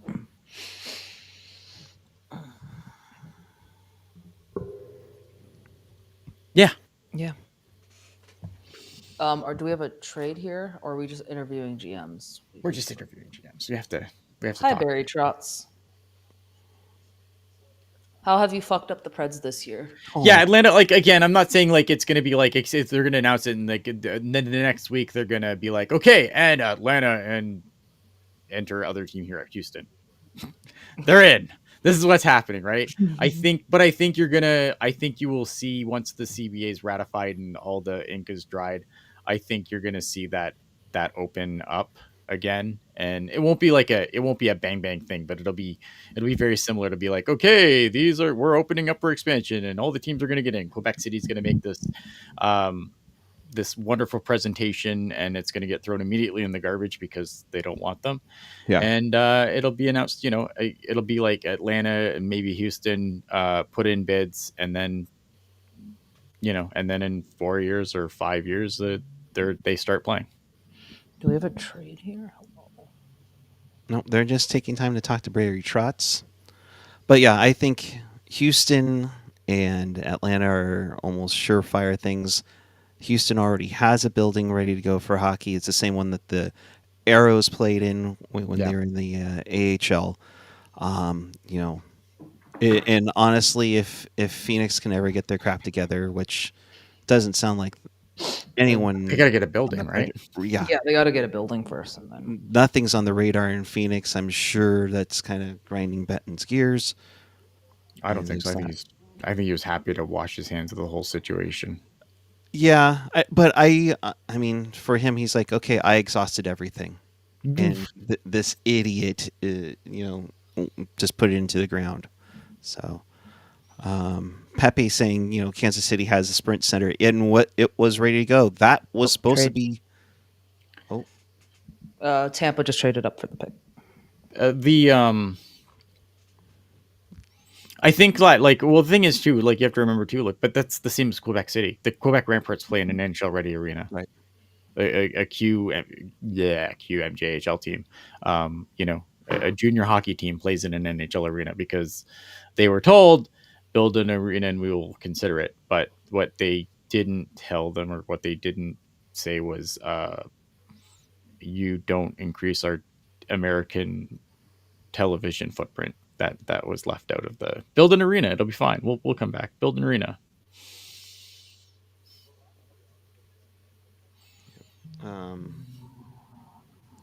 Yeah, I mean, Kansas City was basically built ready for the Penguins until Sidney Crosby saved the franchise again. Yeah, and so did the state of Pennsylvania. Oh, we got some chat. Who plays the other one? I here's the thing, right? Just because guys play together good in junior doesn't mean you immediately put them together in the NHL. I think Chernyshov has a chance to be on the Sharks next year, though. Although Misa coming in, if Misa comes in, I think that does limit his chances a little bit more because there is still a finite number of space in the forward group. But I don't think Chernyshov being on the NHL squad for stretch of the season is a crazy thought. Give me a second. I gotta put this dog back outside. I don't know what his problem is. What?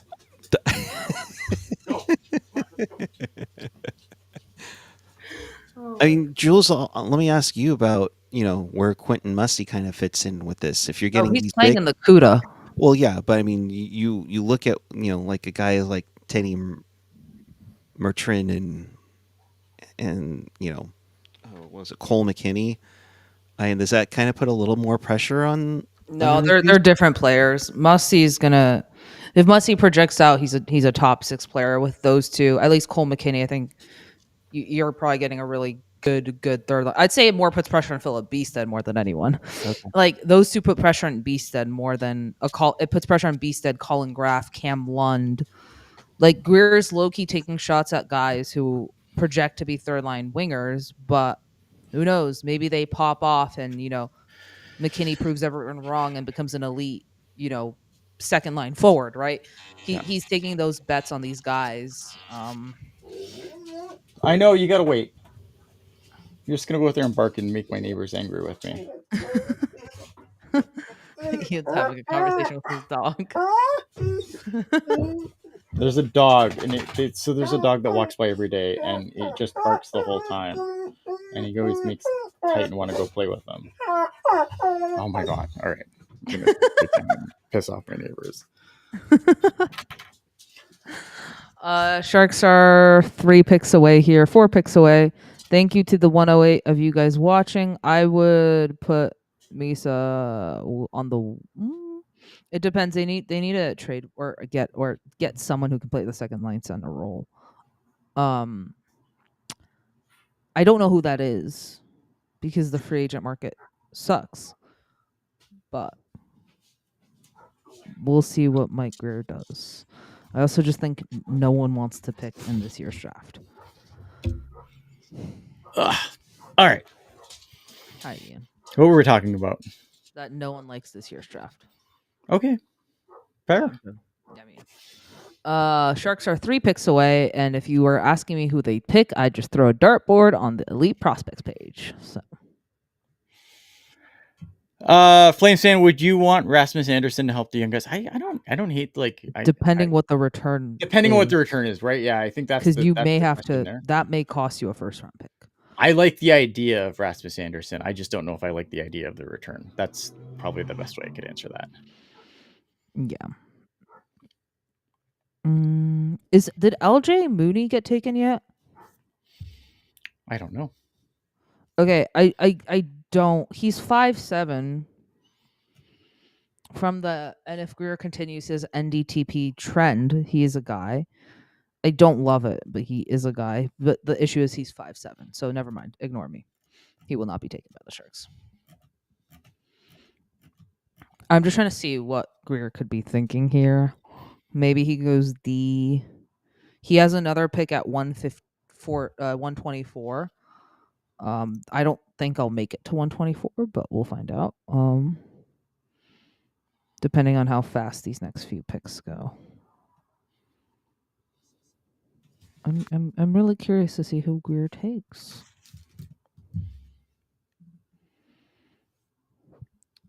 John Mooney just went to the Montreal Canadiens, and the Sharks are picking right after the New Jersey Devils pick.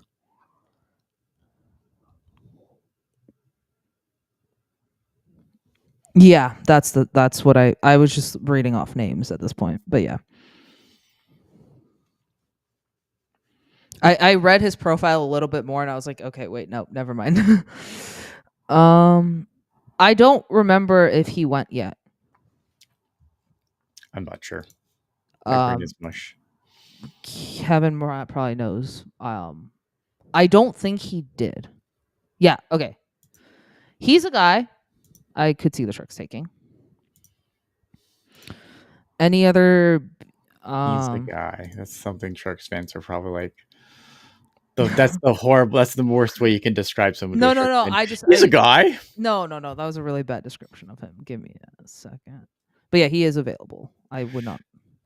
Yeah, I don't disagree about Shernshaw, but I think a lot of it comes down to what happens in July with you. Obviously, yeah, free agency can change things significantly. I think Misa making the team can change things significantly because you don't want you're not going to just roll all kids, right? Like I think the Sharks do want to improve this year. So I don't know. I think they do want to improve, and you can't do that if you're just going to roll. Wenberg and the children. Toffoli, Wenberg and the children. I don't know. This if is that's my round 4, Let me. Sharks are on the clock. I have no fucking clue they're taking. Already, yeah. Sharks never had a guy before. Shut up. The Sharks have never had a guy before. This is exciting. Yes, that's Sharks. Notably, not a guy factory team. What's the weakest overall position in your organization? Right D. Defense. Right D. Yeah. Not even close. Right D. It's the right side of the blue line is pretty barren. I don't think defense overall is a strength of this prospect pool. Prospect wise, but again, like you can fix that, right? There's ways to fix that. Like the draft isn't I know I've said this a lot. Oh my God, what is that name? Sharks. Elias Mango Mendustalot. Okay, what is that name? Elias Mango Med. I remember. Wait, I know this kid. Holy shit! Not actually, but. All right, Elias Mengmus. Sorry, guys. All right, what do we got here? Ranked 96, 76 for NHL scouting. Elite prospects. Kills plays early in the sequence, spotting puck carries as they exit the zone and enveloping them with his four-way mobility and range. He disrupts rushes and barely gives time to attackers to make plays in the defensive zone, closing in on them as soon as they get the puck. Let me find him in the EP rankings because I didn't see him listed or ranked, actually. Let me.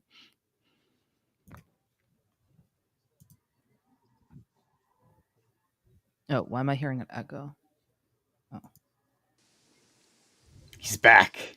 I came back just because I was like, Ilyas Magomed Satanov. Wow. That is a mouthful. That is a fun one for me. And it's probably going to turn into Magomed Sultanov, but yeah, in any event, let's just call him. No, let's not call him Mago because that sounds too close to something else. I'm trying to find him on the elite prospects, and I'm. Did Shakir Mukhamadullin fall asleep on the keyboard that this is and got drafted? I found him oh boy. Okay, 5.5 out of 9 for skating, 5 out of 9 for shooting, 4 out of 9 for passing, 4 out of 5 for handling, 4.5 for hockey sense, 6 for physical.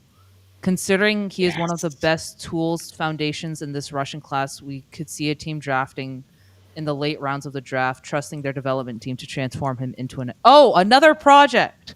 They're all projects there's not Yeah. one player No. being picked who isn't a project at He this had point. a big chance to skate up the ice, taking the puck up to the right flank, but was too reliant on his feet and weren't able to burn past the defender, who was easily able to dislodge. Oh boy. So he's physical, plays the right way, and He's 6'2" and another left shot defenseman. another left shot defenseman. All right. So we're trading for Erik Karlsson. Is that what we're going for at this point? Any Boston connections? No, he's right now in the MHL and the Loco Yaroslav. Local didn't they just win a championship? They Gagarin Cup. They may have. He's in the MHL. Yeah, Right, yeah. But I think for- I think their parent club won the Gagarin Cup. The Locomotive, yeah. And then Loco 76 Yaroslav, 3 games, 2 assists. The Loco regular Yaroslav, I guess, is 40 games played, 1 goal, 6 assists, 7 points. Yeah, he is like 6'2", but weighs only. But he's gonna fill out. He's 18 years old. He's gonna fill out. Wait till he has some In-N-Out burgers. Yes.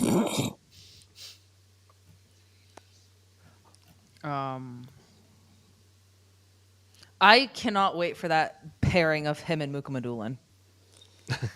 Yeah, not really. I have to do more research on this kid. He's not really. This is an like, again, this is later round pick, so whatever. But like, it's a player who wasn't really ranked by a lot of people. Yeah. Recruit scouting has him as low as 220. I think Future Considerations is the only other service that has him at 96. But like, he didn't really make a lot of other people's boards. The one thing that I will remind people, though, is Russian players are incredibly hard to scout right now. With given world events and yada yada yada, it is harder to scout. Like, I think Russian players is still going to be kind of the blind spot for a lot of people, because you don't always get access to. You might want to go there and scout some players, but you might be able to get in, you might not. There's still challenges when it comes to scouting Russian players. I think that's the one. Maybe if there's still a blind spot, it's especially in these lower Russian leagues. John Swenson. Oh my God. What happened? Ilya's Magdom Satanov was named the player most likely to have his name continued on to the next jersey. That totally blows away Ivan Yuzhenkov, which was already crazy enough, along with Mukamadulin. But wow. The Sharks also have another pick in like 4 picks. So I will make it to 1-12-15, and we are dipping after the 4th round. All right.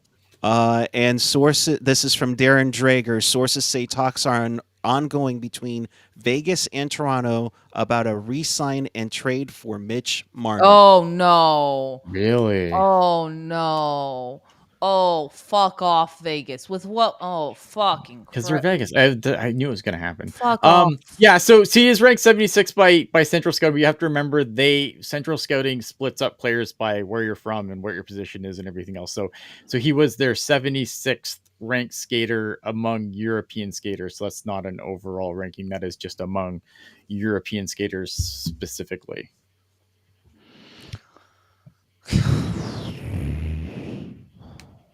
Oh boy. So Vegas is getting Marner. We all saw that coming. So does that mean Tomas Hertl? You are Tomas Hertl is a Toronto Maple Leaf? No. Whoa. Wait. Ooh. Ooh. Maybe. Chaos. I mean, they got to clear the cap space for. They got to clear. Emer Karlsson has to go. Yeah. And that does mean, and like Kevin just said, a re-sign and trade means 8 years for Marner. Yep. True. Yeah, you got to get your 8 years in now, because that's not going to be available. Did that shrink? I didn't see that part of this. Yeah, so in the new CBA, the new free agent signing term is 6 years, 7 for your player. Sharks are like 1-2 picks away. And then... Well,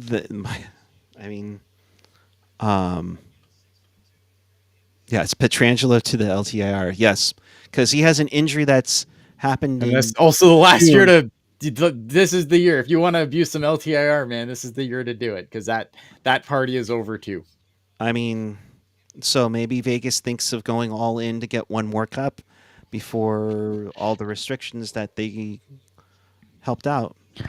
Professor Hockey with the tweet of the year. I feel bad for Randy if this player ever makes the NHL. Even more syllables than Mook. I mean, I'll have to ask him that before next season, because I remember him saying he had a tough time with Suter, Stewart, Sturm, Stern, Sutter, Suter. Yeah. Oh. John, is there anything in the CBA about LTIR? Yes, you're the new rules in the next CBA, which I believe starts not this season coming, but next season, is that your playoff team has to be cap compliant. The you can have $100 million on the books in the playoffs, but the team that hits the ice has to be cap compliant. I believe Nick Roy will be going to Toronto if this is done, from Elliot Friedman. So they're keeping. Fuck! I'm just wondering. All right, the Sharks are on the clock, by the way. In Oh, the midst of that, Caden Harrington went to L.A., Liram Amidovsky, and Carter Klippenstein. I mean, are we just making up names now? Yes, in we round 4. Holy crap. I believe both these are went to guys. Minnesota. And Alex Wang, no relation to the one the Sharks picked, went to Nashville in between the Minnesota picks. So, yes, Sharks are on the clock. Oh, Shark, hell, shut up for a minute. I mean, the pick isn't The in pick's yet. not even in yet, I and don't you'll care. see Jules have We're a gonna see stroke. it. I mean, can we come up with a different name at this point? Yeah, Oh, can God. we have just a normal name that Jules can pronounce? Here's the thing. I'm gonna talk about Marner going to Vegas. Like it's not. Is it good for the Sharks? No, but I still think that when the Sharks are good, Vegas is gonna be on the wrong side of their window. So I don't think it doesn't matter. The Sharks aren't competing with Vegas now. Oh, we chose another D. Zachary Sharp. A regular name. Thanks, Greer. It's not a regular name, but an easier to pronounce name. Give me a second, boys and girls, and Everyone. oh, Yeah, it's Zachary Houston Sharp. area. Yeah, Oh, Zachary Sharp, defense. so left D. Oh my God! What are we doing? What are we doing? Because there's probably no Zachary. So here's the thing about Zach Sharp. Zach Sharp is a double overager. Oh He is boy. D+2. He's 20 years old, so he's D+2. He is a American 6'2" left shot defenseman who is playing in the University of Western Michigan. In 42 games, had 5 goals, 4 assists, and 9 Yeah, points. this draft sucks. Not for the Sharks. Just I don't know. I don't like this pick. Western Michigan did They won the win? championship. Yeah. I mean, good. Listen, I have to do more research on this pick. I can't speak. It's also just a shitty fucking draft. And that's where Sunday 6 p.m. comes in for the both of you. Correct. We can't stress that enough, King. And I know there's over 100 plus watching you, so tell 4 or 5 of your friends tomorrow at 6 p.m. Pacific. Check us out on the Teal Town USA YouTube channel, please. Holy fuckers! Teddy Merton's dad played quarterback for Boston College. His mother played lacrosse there as well. He's following in his family's footsteps and will play at BC next year. Oh my god, that's so fucking funny. D+2, yeah. I am going to. I agree. I don't like that. It's kind of high for a D+2 player. But again, I think it just. I do think though that it speaks to the depth of this draft a little bit. I'm not trying to let the Sharks off the hook here. I don't love this. But I don't know. I'm curious. I'm curious to get Mark's take on this tomorrow because he watches a lot more college hockey than I do. I don't. Yeah, he just won the Frozen Four. Yeah, so he was on the national championship team. I don't know. Like, I'm not going to sit here and tell you how big of a role he had because I don't know. It's interesting. I just also think that I don't know. I think the Sharks' next pick is 150. There's no way in hell we're staying for that.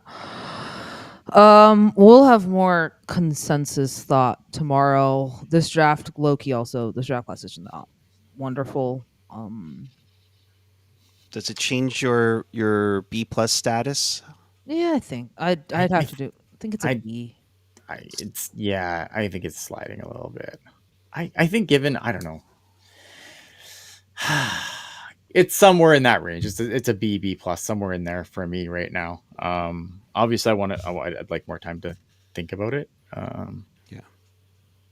It can't be understated how much Correct. Yeah. year this draft. If you're gonna, it seems like Greer's really just going for fucking projects. They're all projects. Yeah. He has that much faith in John McCarthy in that case. Then I'm trying to find that tells you something, gang.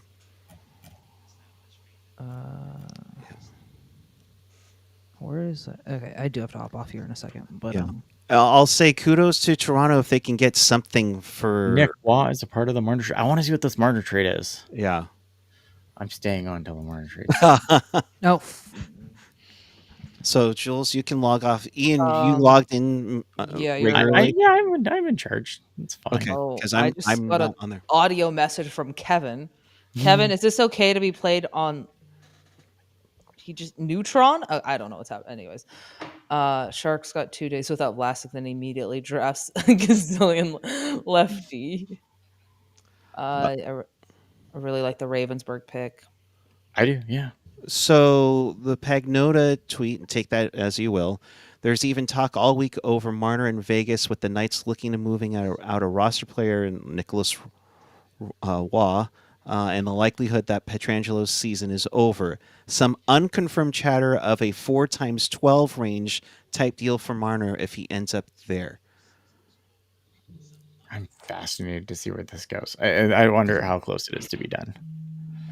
Oh no! So this is muy interesante. Oh, is this Pagnota? I'm done. Yeah, no. That's why I was saying it. Take that what you will. Take it with a grain of salt. Yeah. Oh, I didn't realize this is Pagnota talking. This is garbage. So yes, because he kept saying Murden instead of Mutrin. Sorry. Yes. Oh my god. Marty, no. No, we literally had a conversation about this at like 12 a.m. in the morning. It was great. Shenanigans in the Discord. Yeah.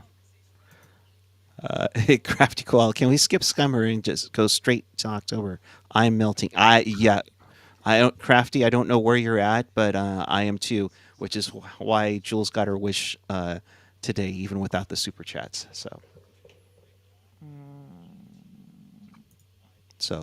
Jules, it's 12:08. Just giving you a heads up. I'm aware. I'm really curious what the fuck the Marner trade is. Right? If you want to join the Discord, hit up Hockey Jerk on the Twitter machine. He has the keys. Yeah, Friedman also did tweet it out about Vegas. Yeah. Oh, now I'm interested again. It's called gaslighting, Ian. But have we learned anything from everything that we just went through? That everyone should be fired. The rebuild's fucked.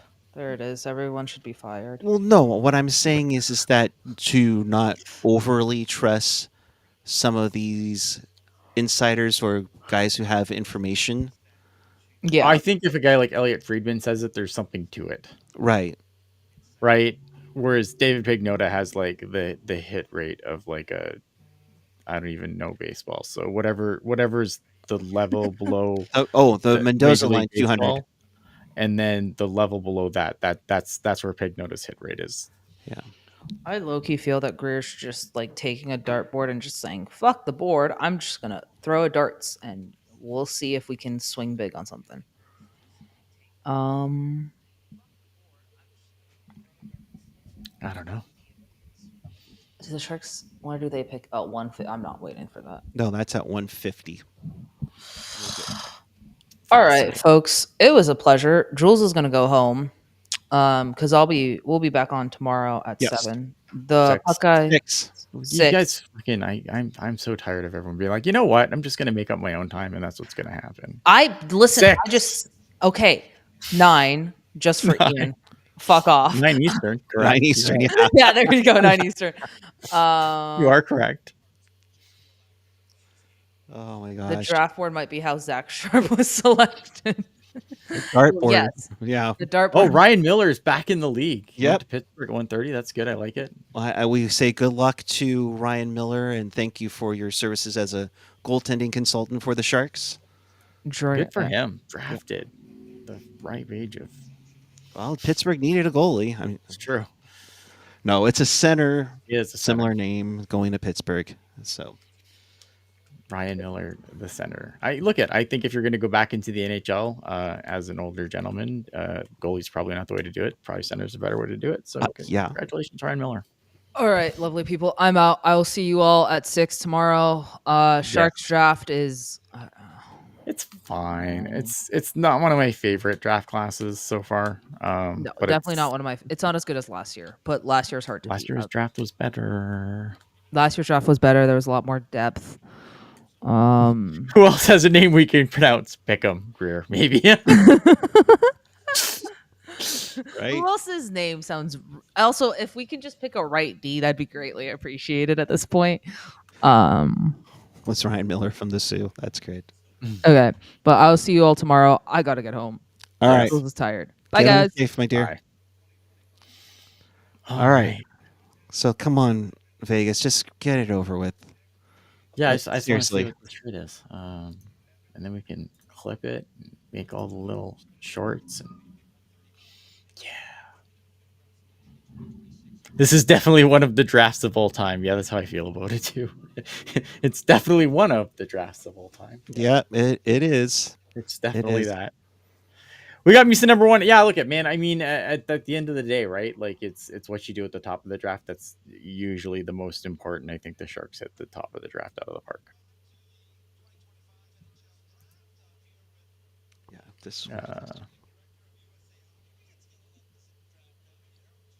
just crazy how everything I is. feel like looking at Vegas, like Hurdle has to go, right? Like it has to be Hurdle or Carlson. Like one of them has to go.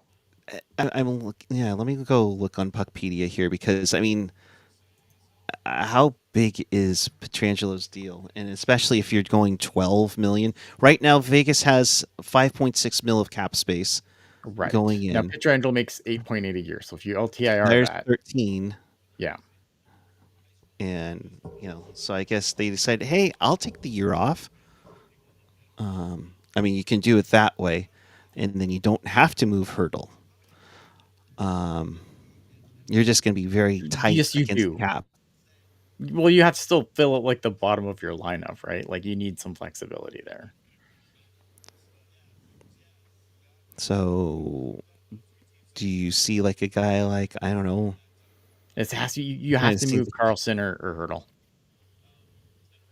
In my opinion. It's like, do you move? I know Saad just re-upped. Riley Smith just re-upped. I'm just wondering if you move somebody a little smaller.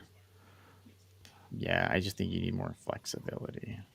Like, does Brady McNabb go? Zach Whitecloud? I mean, I'm just trying to spitball here ideas of what they would do for Vegas wise. Yeah, William. I think there's William Karlsson. To me, I agree. Like William Karlsson is the like seems like the obvious choice out of that group. But I've just heard Hurdle's name out there more, which is why I think that he's very much in play. Especially with Carolina. We heard rumors of that over this past week. I mean, yeah, Hurdle and Karlsson would be it. And obviously, now, clear this up for me, Ian. Mm-hmm. Sharks can't reacquire Hurdle because of They've the retention retained salary swap. on him, correct. Right. So Yes, you cannot all those not pick him back up. And, As- and it doesn't make sense. What, Right. what are we doing? But with everything that's happened, what do you think the Sharks do forward wise in free agency? Defense, I think it's kind of obvious, but I don't know, because I think that this free agent group is so thin, and I think that there's going to right. be a lot of, like, with the cap going up and teams having more money. I mean, the Sharks can throw money around with the best of them right now. Like, the money's not an issue for the San Jose Sharks.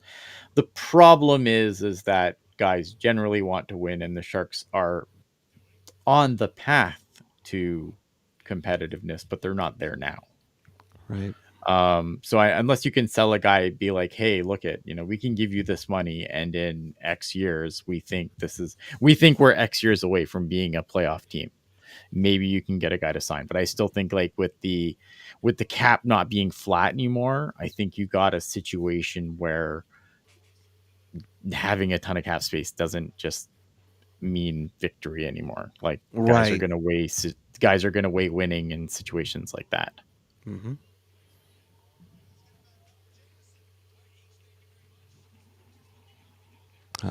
Yeah, like Kevin asking, they can't require him because why? Because they retain salary, so I don't think they can. Maybe they can, because I think you can't bring back a guy you bought out. I don't know if because they're retaining salary, they would just take all the salary back. So maybe they can. I'd have to go double check that. I know you can't bring back a guy you bought out for obvious reasons. But I do wonder if I think if you retain salary now, you can't take him back, but I could be wrong. Yeah.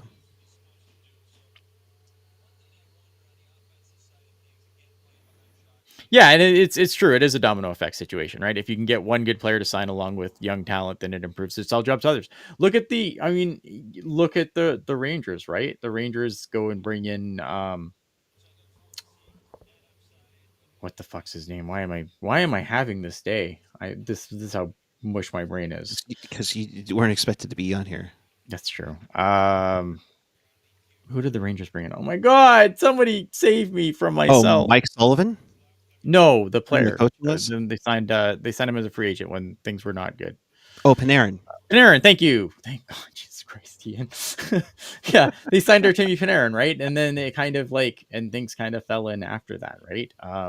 Right. You look at Columbus, obviously, Johnny Gaudreau signs there, and then some other players see that and they start signing it too. No, obviously that ends in tragedy, obviously, but I still think it's a good example of how, like, if a player says, you know what, I like what you're doing here and I believe in the process, it does make it more appealing to other people. But you need that first domino to fall. I agree.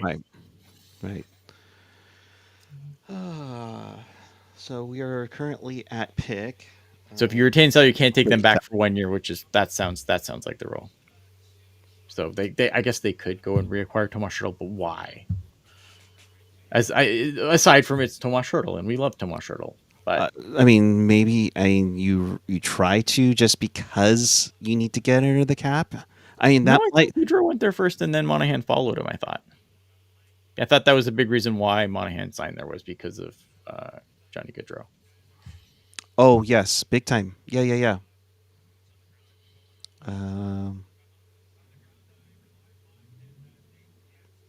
What's Mike Drop asking, what's the percentage you see of Misa being a center? And I'm assuming what he means by being a winger.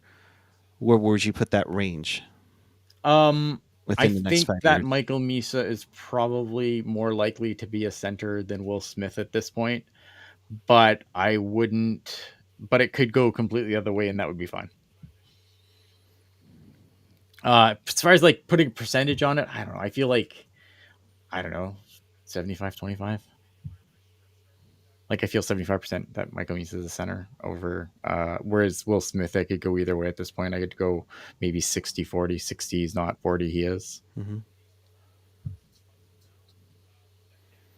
So I'm spitballing here because we're waiting for the Sharks at 150 and the Marner trade, if there's going to be one. Yeah, let's go, Toronto. Yeah, it's like, let's make this happen. We have lives to enjoy. It's Saturday. Yeah, It's we nearly need to get 4 p.m. I need to get done with this soon because I have Yeah. to start preparing for tomorrow's show, which I Yes. need a break before I do that because I think my brain will be just absolutely I need to make graphics Play-Doh. for you too. So, Yeah. what do you? How do you see the top 6 opening night? With Oh, this I is have of no course, idea. and My this brain is of is course before free agency, but like right now it'd be what Eklund, Celebrini, Smith, and then it's all the usual suspects, right? It's just how it's like the fringe guys. It's like does Misa or Chernyshov, like I think Chernyshov to me is the guy in that like that has the bigger chance of being in the opening lineup. I think Quentin Musty spends most of the year on the Barracuda, and that's fine. That's not a concern.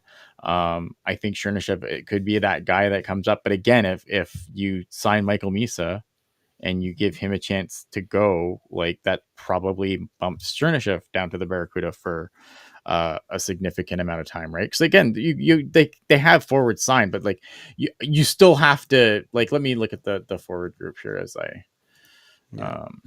And just so I don't forget. Marty's saying, that 70s line stays together with them. Eklund, Celebrini, Toffoli. Yeah. So like you obviously look at Noah Gregor's not coming back, Klim Kostin's not coming back. It'll be interesting to see what they do with Kovalenko. But like you still have guys that are still going to be there. Yeah. Toffoli's Wenberg, Barkley, Goodrow, Carl Grunstrom, like those guys are probably all those guys are probably all like locks to make it, right? So there is some room there, but I would like to see some veteran players come in also to kind of keep it balanced. So you don't want to go completely just turn it over to the kids. We've seen teams try to just completely turn it over to the kids without really reinforcing it before, and it just never works, man. Yeah. We are currently at. Oh, and see if Vegas can potentially also sign Marner to an extension. But one of the names that we're hearing that could go back to Toronto if this does get done is Nick Waugh, the Vegas center, who's under contract for a couple more years. Waugh's a good player. That would be, if Toronto's going to salvage something from losing Marner's rights, that is a good option for them. But I understand that he's a name that's been coming up in the conversations. There have been some others, not sure at this time, but Waugh seems to be the one that definitely could be in the deal. so that's from Elliot Friedman on the broadcast right now. So I actually do like Nick Waugh as a for the Leafs, because I think they do need to address their center depth lower in their bottom 6. Mm-hmm.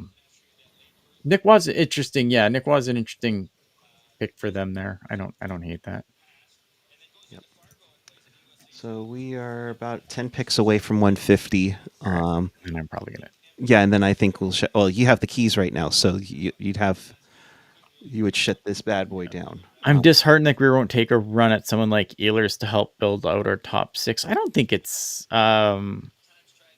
I know he doesn't want to sign. I know he's talking about not handing out like big term right now. But I think he probably takes a run at some of these guys. Maybe that Mike Grier is very quiet about what he does. Like he doesn't really like to tip his hand too much. I don't think just because he said I'm not looking to hand out term means that like he doesn't take a run at some of these guys that are going to be out there.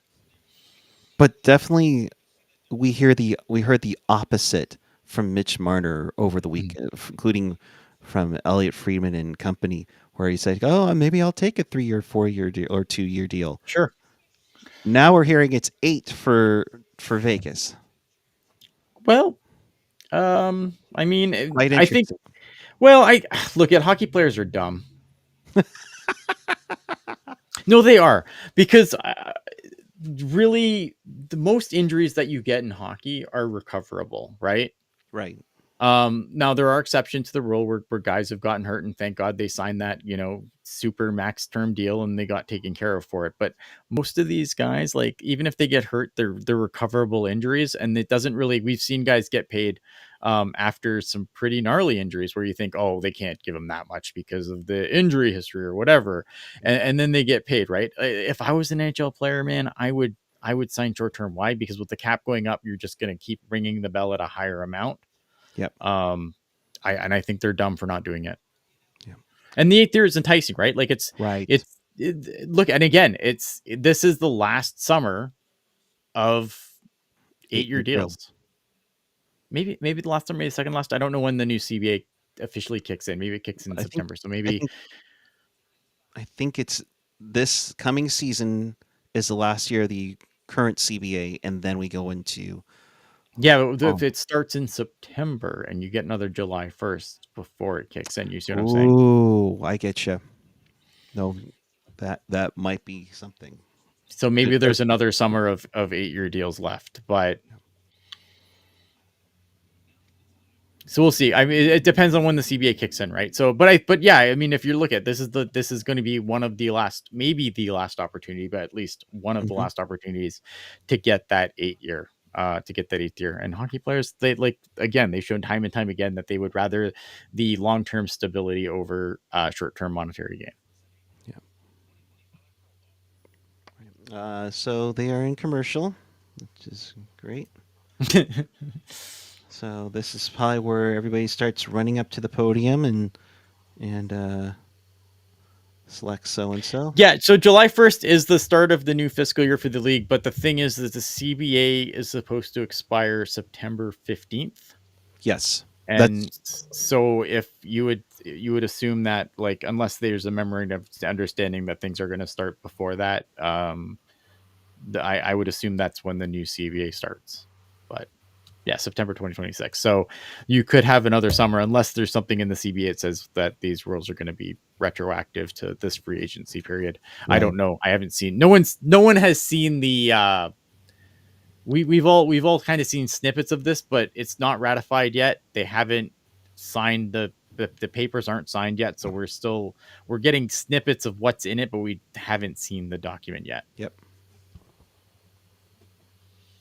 So there's still a lot of speculation as to what like officially is going to be here. But it sounds like, I mean, this is great because the COVID CBA obviously was with labor peace, but I mean, could the players really afford to go and be like, nah, fuck this, right. We're not doing any of this, and like that would have been the worst thing they could have done. And but I'm happy that we're going to get another 5 years or whatever it is without labor strife. And I think it helps too that like now all these players they've all played under the cap. They don't know of a world without the cap. So whereas like I think when you had a lot of those contentious CBAs after the cap came in, you still had a lot of those players like, no, I hate the cap and we have to get rid of the cap and I'm going to shut down the league for 100 million years or half the year or whatever to not have a cap. All these players, that's all they've ever known. So, does anyone know what the story is with the full-time e-bug? Does that mean that they're going to employ amateur goalie? It's weird. So my understanding is that, yeah, it sounds to me like that. Like, I wonder if like they want to obviously get to a situation where if you're in a situation where the points really matter later in the season. I love the e-bug stories. The e-bug stories are great, right? Like this guy never comes in and does whatever. I think you're going to see guys like, to me, the e-bug system, like that's for the Sharks. That's Aaron Dell, isn't it? Yeah. Isn't Aaron Dell like your e-bug now? I know AJ would probably say Nabokov to get the double dip, but yeah, it's got to be Dell. It's like, but that's who I feel like is going to fill these roles. It's going to be like the older journeyman guys that have kind of just hung around. To me, that's Aaron Dell. Yeah, it makes the most sense there. But it's a guy who you have around as kind of like a veteran guy, but you're not. He's not developing into anything at this point. Right. But I don't know. That's the way I think it's going to play out. I'm curious to see how it actually plays out. Right. No, we need more info. Once that thing gets ratified, I'm sure there'll be a lot more going on. I knew one of the e-bugs for the Sharks back, was it 2014? I think it was right before Thanksgiving. Ryan Lowe was a goaltender for San Jose State. And he was actually in Los Angeles at the time. He gets a call at 12:30. I think Niemi had gone down, and I want to say it was it Stalock that year? Probably. Probably. I might be wrong. Don't quote me on that. But he gets a call. Literally teased him. It's like, so when are you getting a call from the Sharks? He's like, I just did. I'm getting on a flight right now to San wow. Jose, and changed and got in there. And he's like, he's a huge Kings fan. He was there for that tragic Game 7 like a few months prior.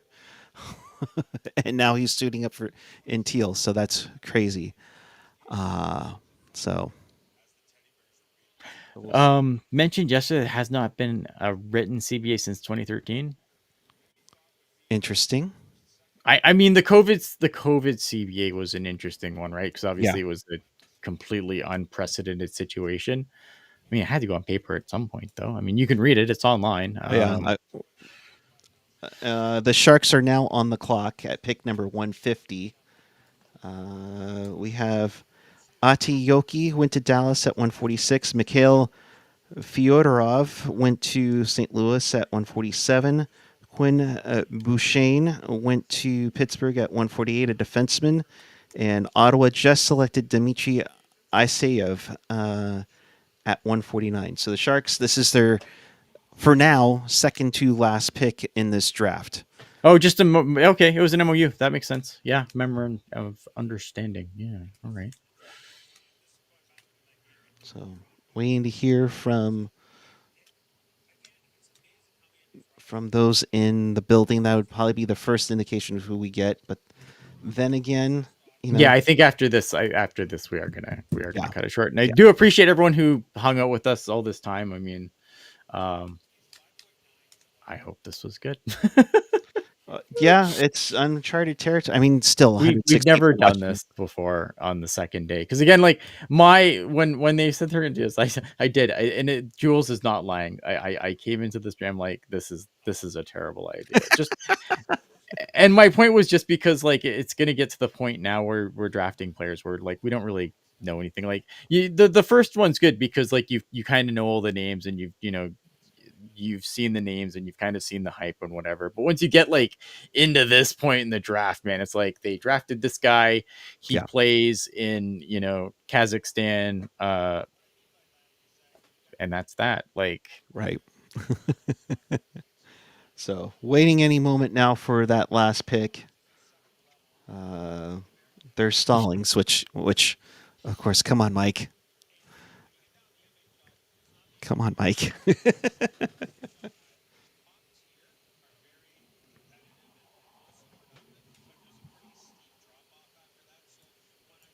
Anytime now. But yeah, Kevin is saying I think the Sharks might be trading this pick. Jules is saying Ian is mean to me. Is that the case? The Sharks just got a warning? Oh boy. Uh-oh. Nope. With the 150th pick in the 2025 NHL Draft, the San Jose Sharks have selected. Oh crap! Where'd it go? Damn it! I hate when that happens. Max Heis. Max Heis. All right, let's find out what we got here.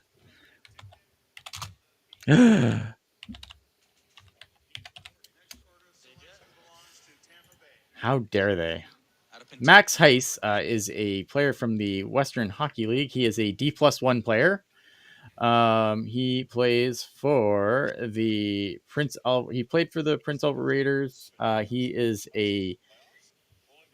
jumped from the BCHL. He played in the BCHL last year. He's playing for Prince Albert this year. And he's also committed to the university, Michigan State University, the year after, apparently. Penticton V's, like if you're going to draft out of the BCHL, that's the team to draft out of. Penticton V's are actually going to be in the Western Hockey League next year, if I remember correctly. Yep. Nothing amazing here. 40 points in the BCHL. Again, I don't rank that super high. Jerry with the super chat before we get out of here. Yes. Hi, Jerry. Thanks for doing these 2 live streams. My youngest son and I have been following on, and when we have been able, great coverage. Well, thank you. Thank you very much, Jerry. Appreciate it. Yeah. So another D+1 player, but again, I don't know. I'm not fussed here. What they do at this, like what they do here isn't going to impact my grade significantly at this point, because again, it is what it is. Right. All right, Ian. We need to get some rest. Take us home. Take us home. All right. I gotta press all the buttons. Yeah. Sorry, I don't have them. You can't make me. You can't make me. I have to stay on forever. Can't make me. I swear that was you earlier when we were saying, this is me you're trying to come dragging on me in. All right. In case you missed this, or for some reason, if you ever want to watch this again, you can find it on our YouTube channel. This will not be on our podcast stream just due to the length and the format of the show. However, if you are looking for something on your podcast stream, we will be on tomorrow at 6 Pacific, 9 Eastern. We will be talking about the entire draft class, giving our thoughts. So please tune in for that. If you want to listen to the comment, I always read the comments. If you want to leave us like, subscribe, do all the YouTube shit, you know how to do it by now. I am tired. I am probably going to lose my voice at some point. So that's the other reason I need to get the hell out of here. But yeah, I mean, that's it, man. When the Sharks do good, it's good. I think they've done good. I don't know if they've done great. I'm going to let this go. We're going to get some thoughts, and we will deal with this tomorrow. Absolutely. Yeah. Appreciate everyone coming on. Marty, no, it will not be a 6-hour show tomorrow. No, oh god, no. I have to work the next morning, man. It's gonna be nice, tight, concise, so that we can get onto the so we can get it on the podcast stream, because obviously I want something for the audio people to listen to. Mm-hmm. Only weak people. Shut up, Kevin, who also lost his voice and had to bail. And not the least of which is plenty of content. We will separate the interviews that we did at the draft party and put them on the audio stream as well. And then don't forget, yes, tomorrow at 6 p.m., Jules will do a free agent live stream.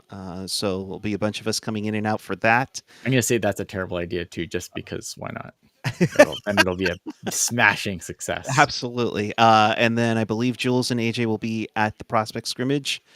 And then it's kind of a summer vacation. We just don't have any cottages to go to in like the inside. Right. So expect weird summer content to continue. Yes. July 16th, definitely we'll have the schedule stream as always. Yes. All right. So with that, good night. Thank you. Good night.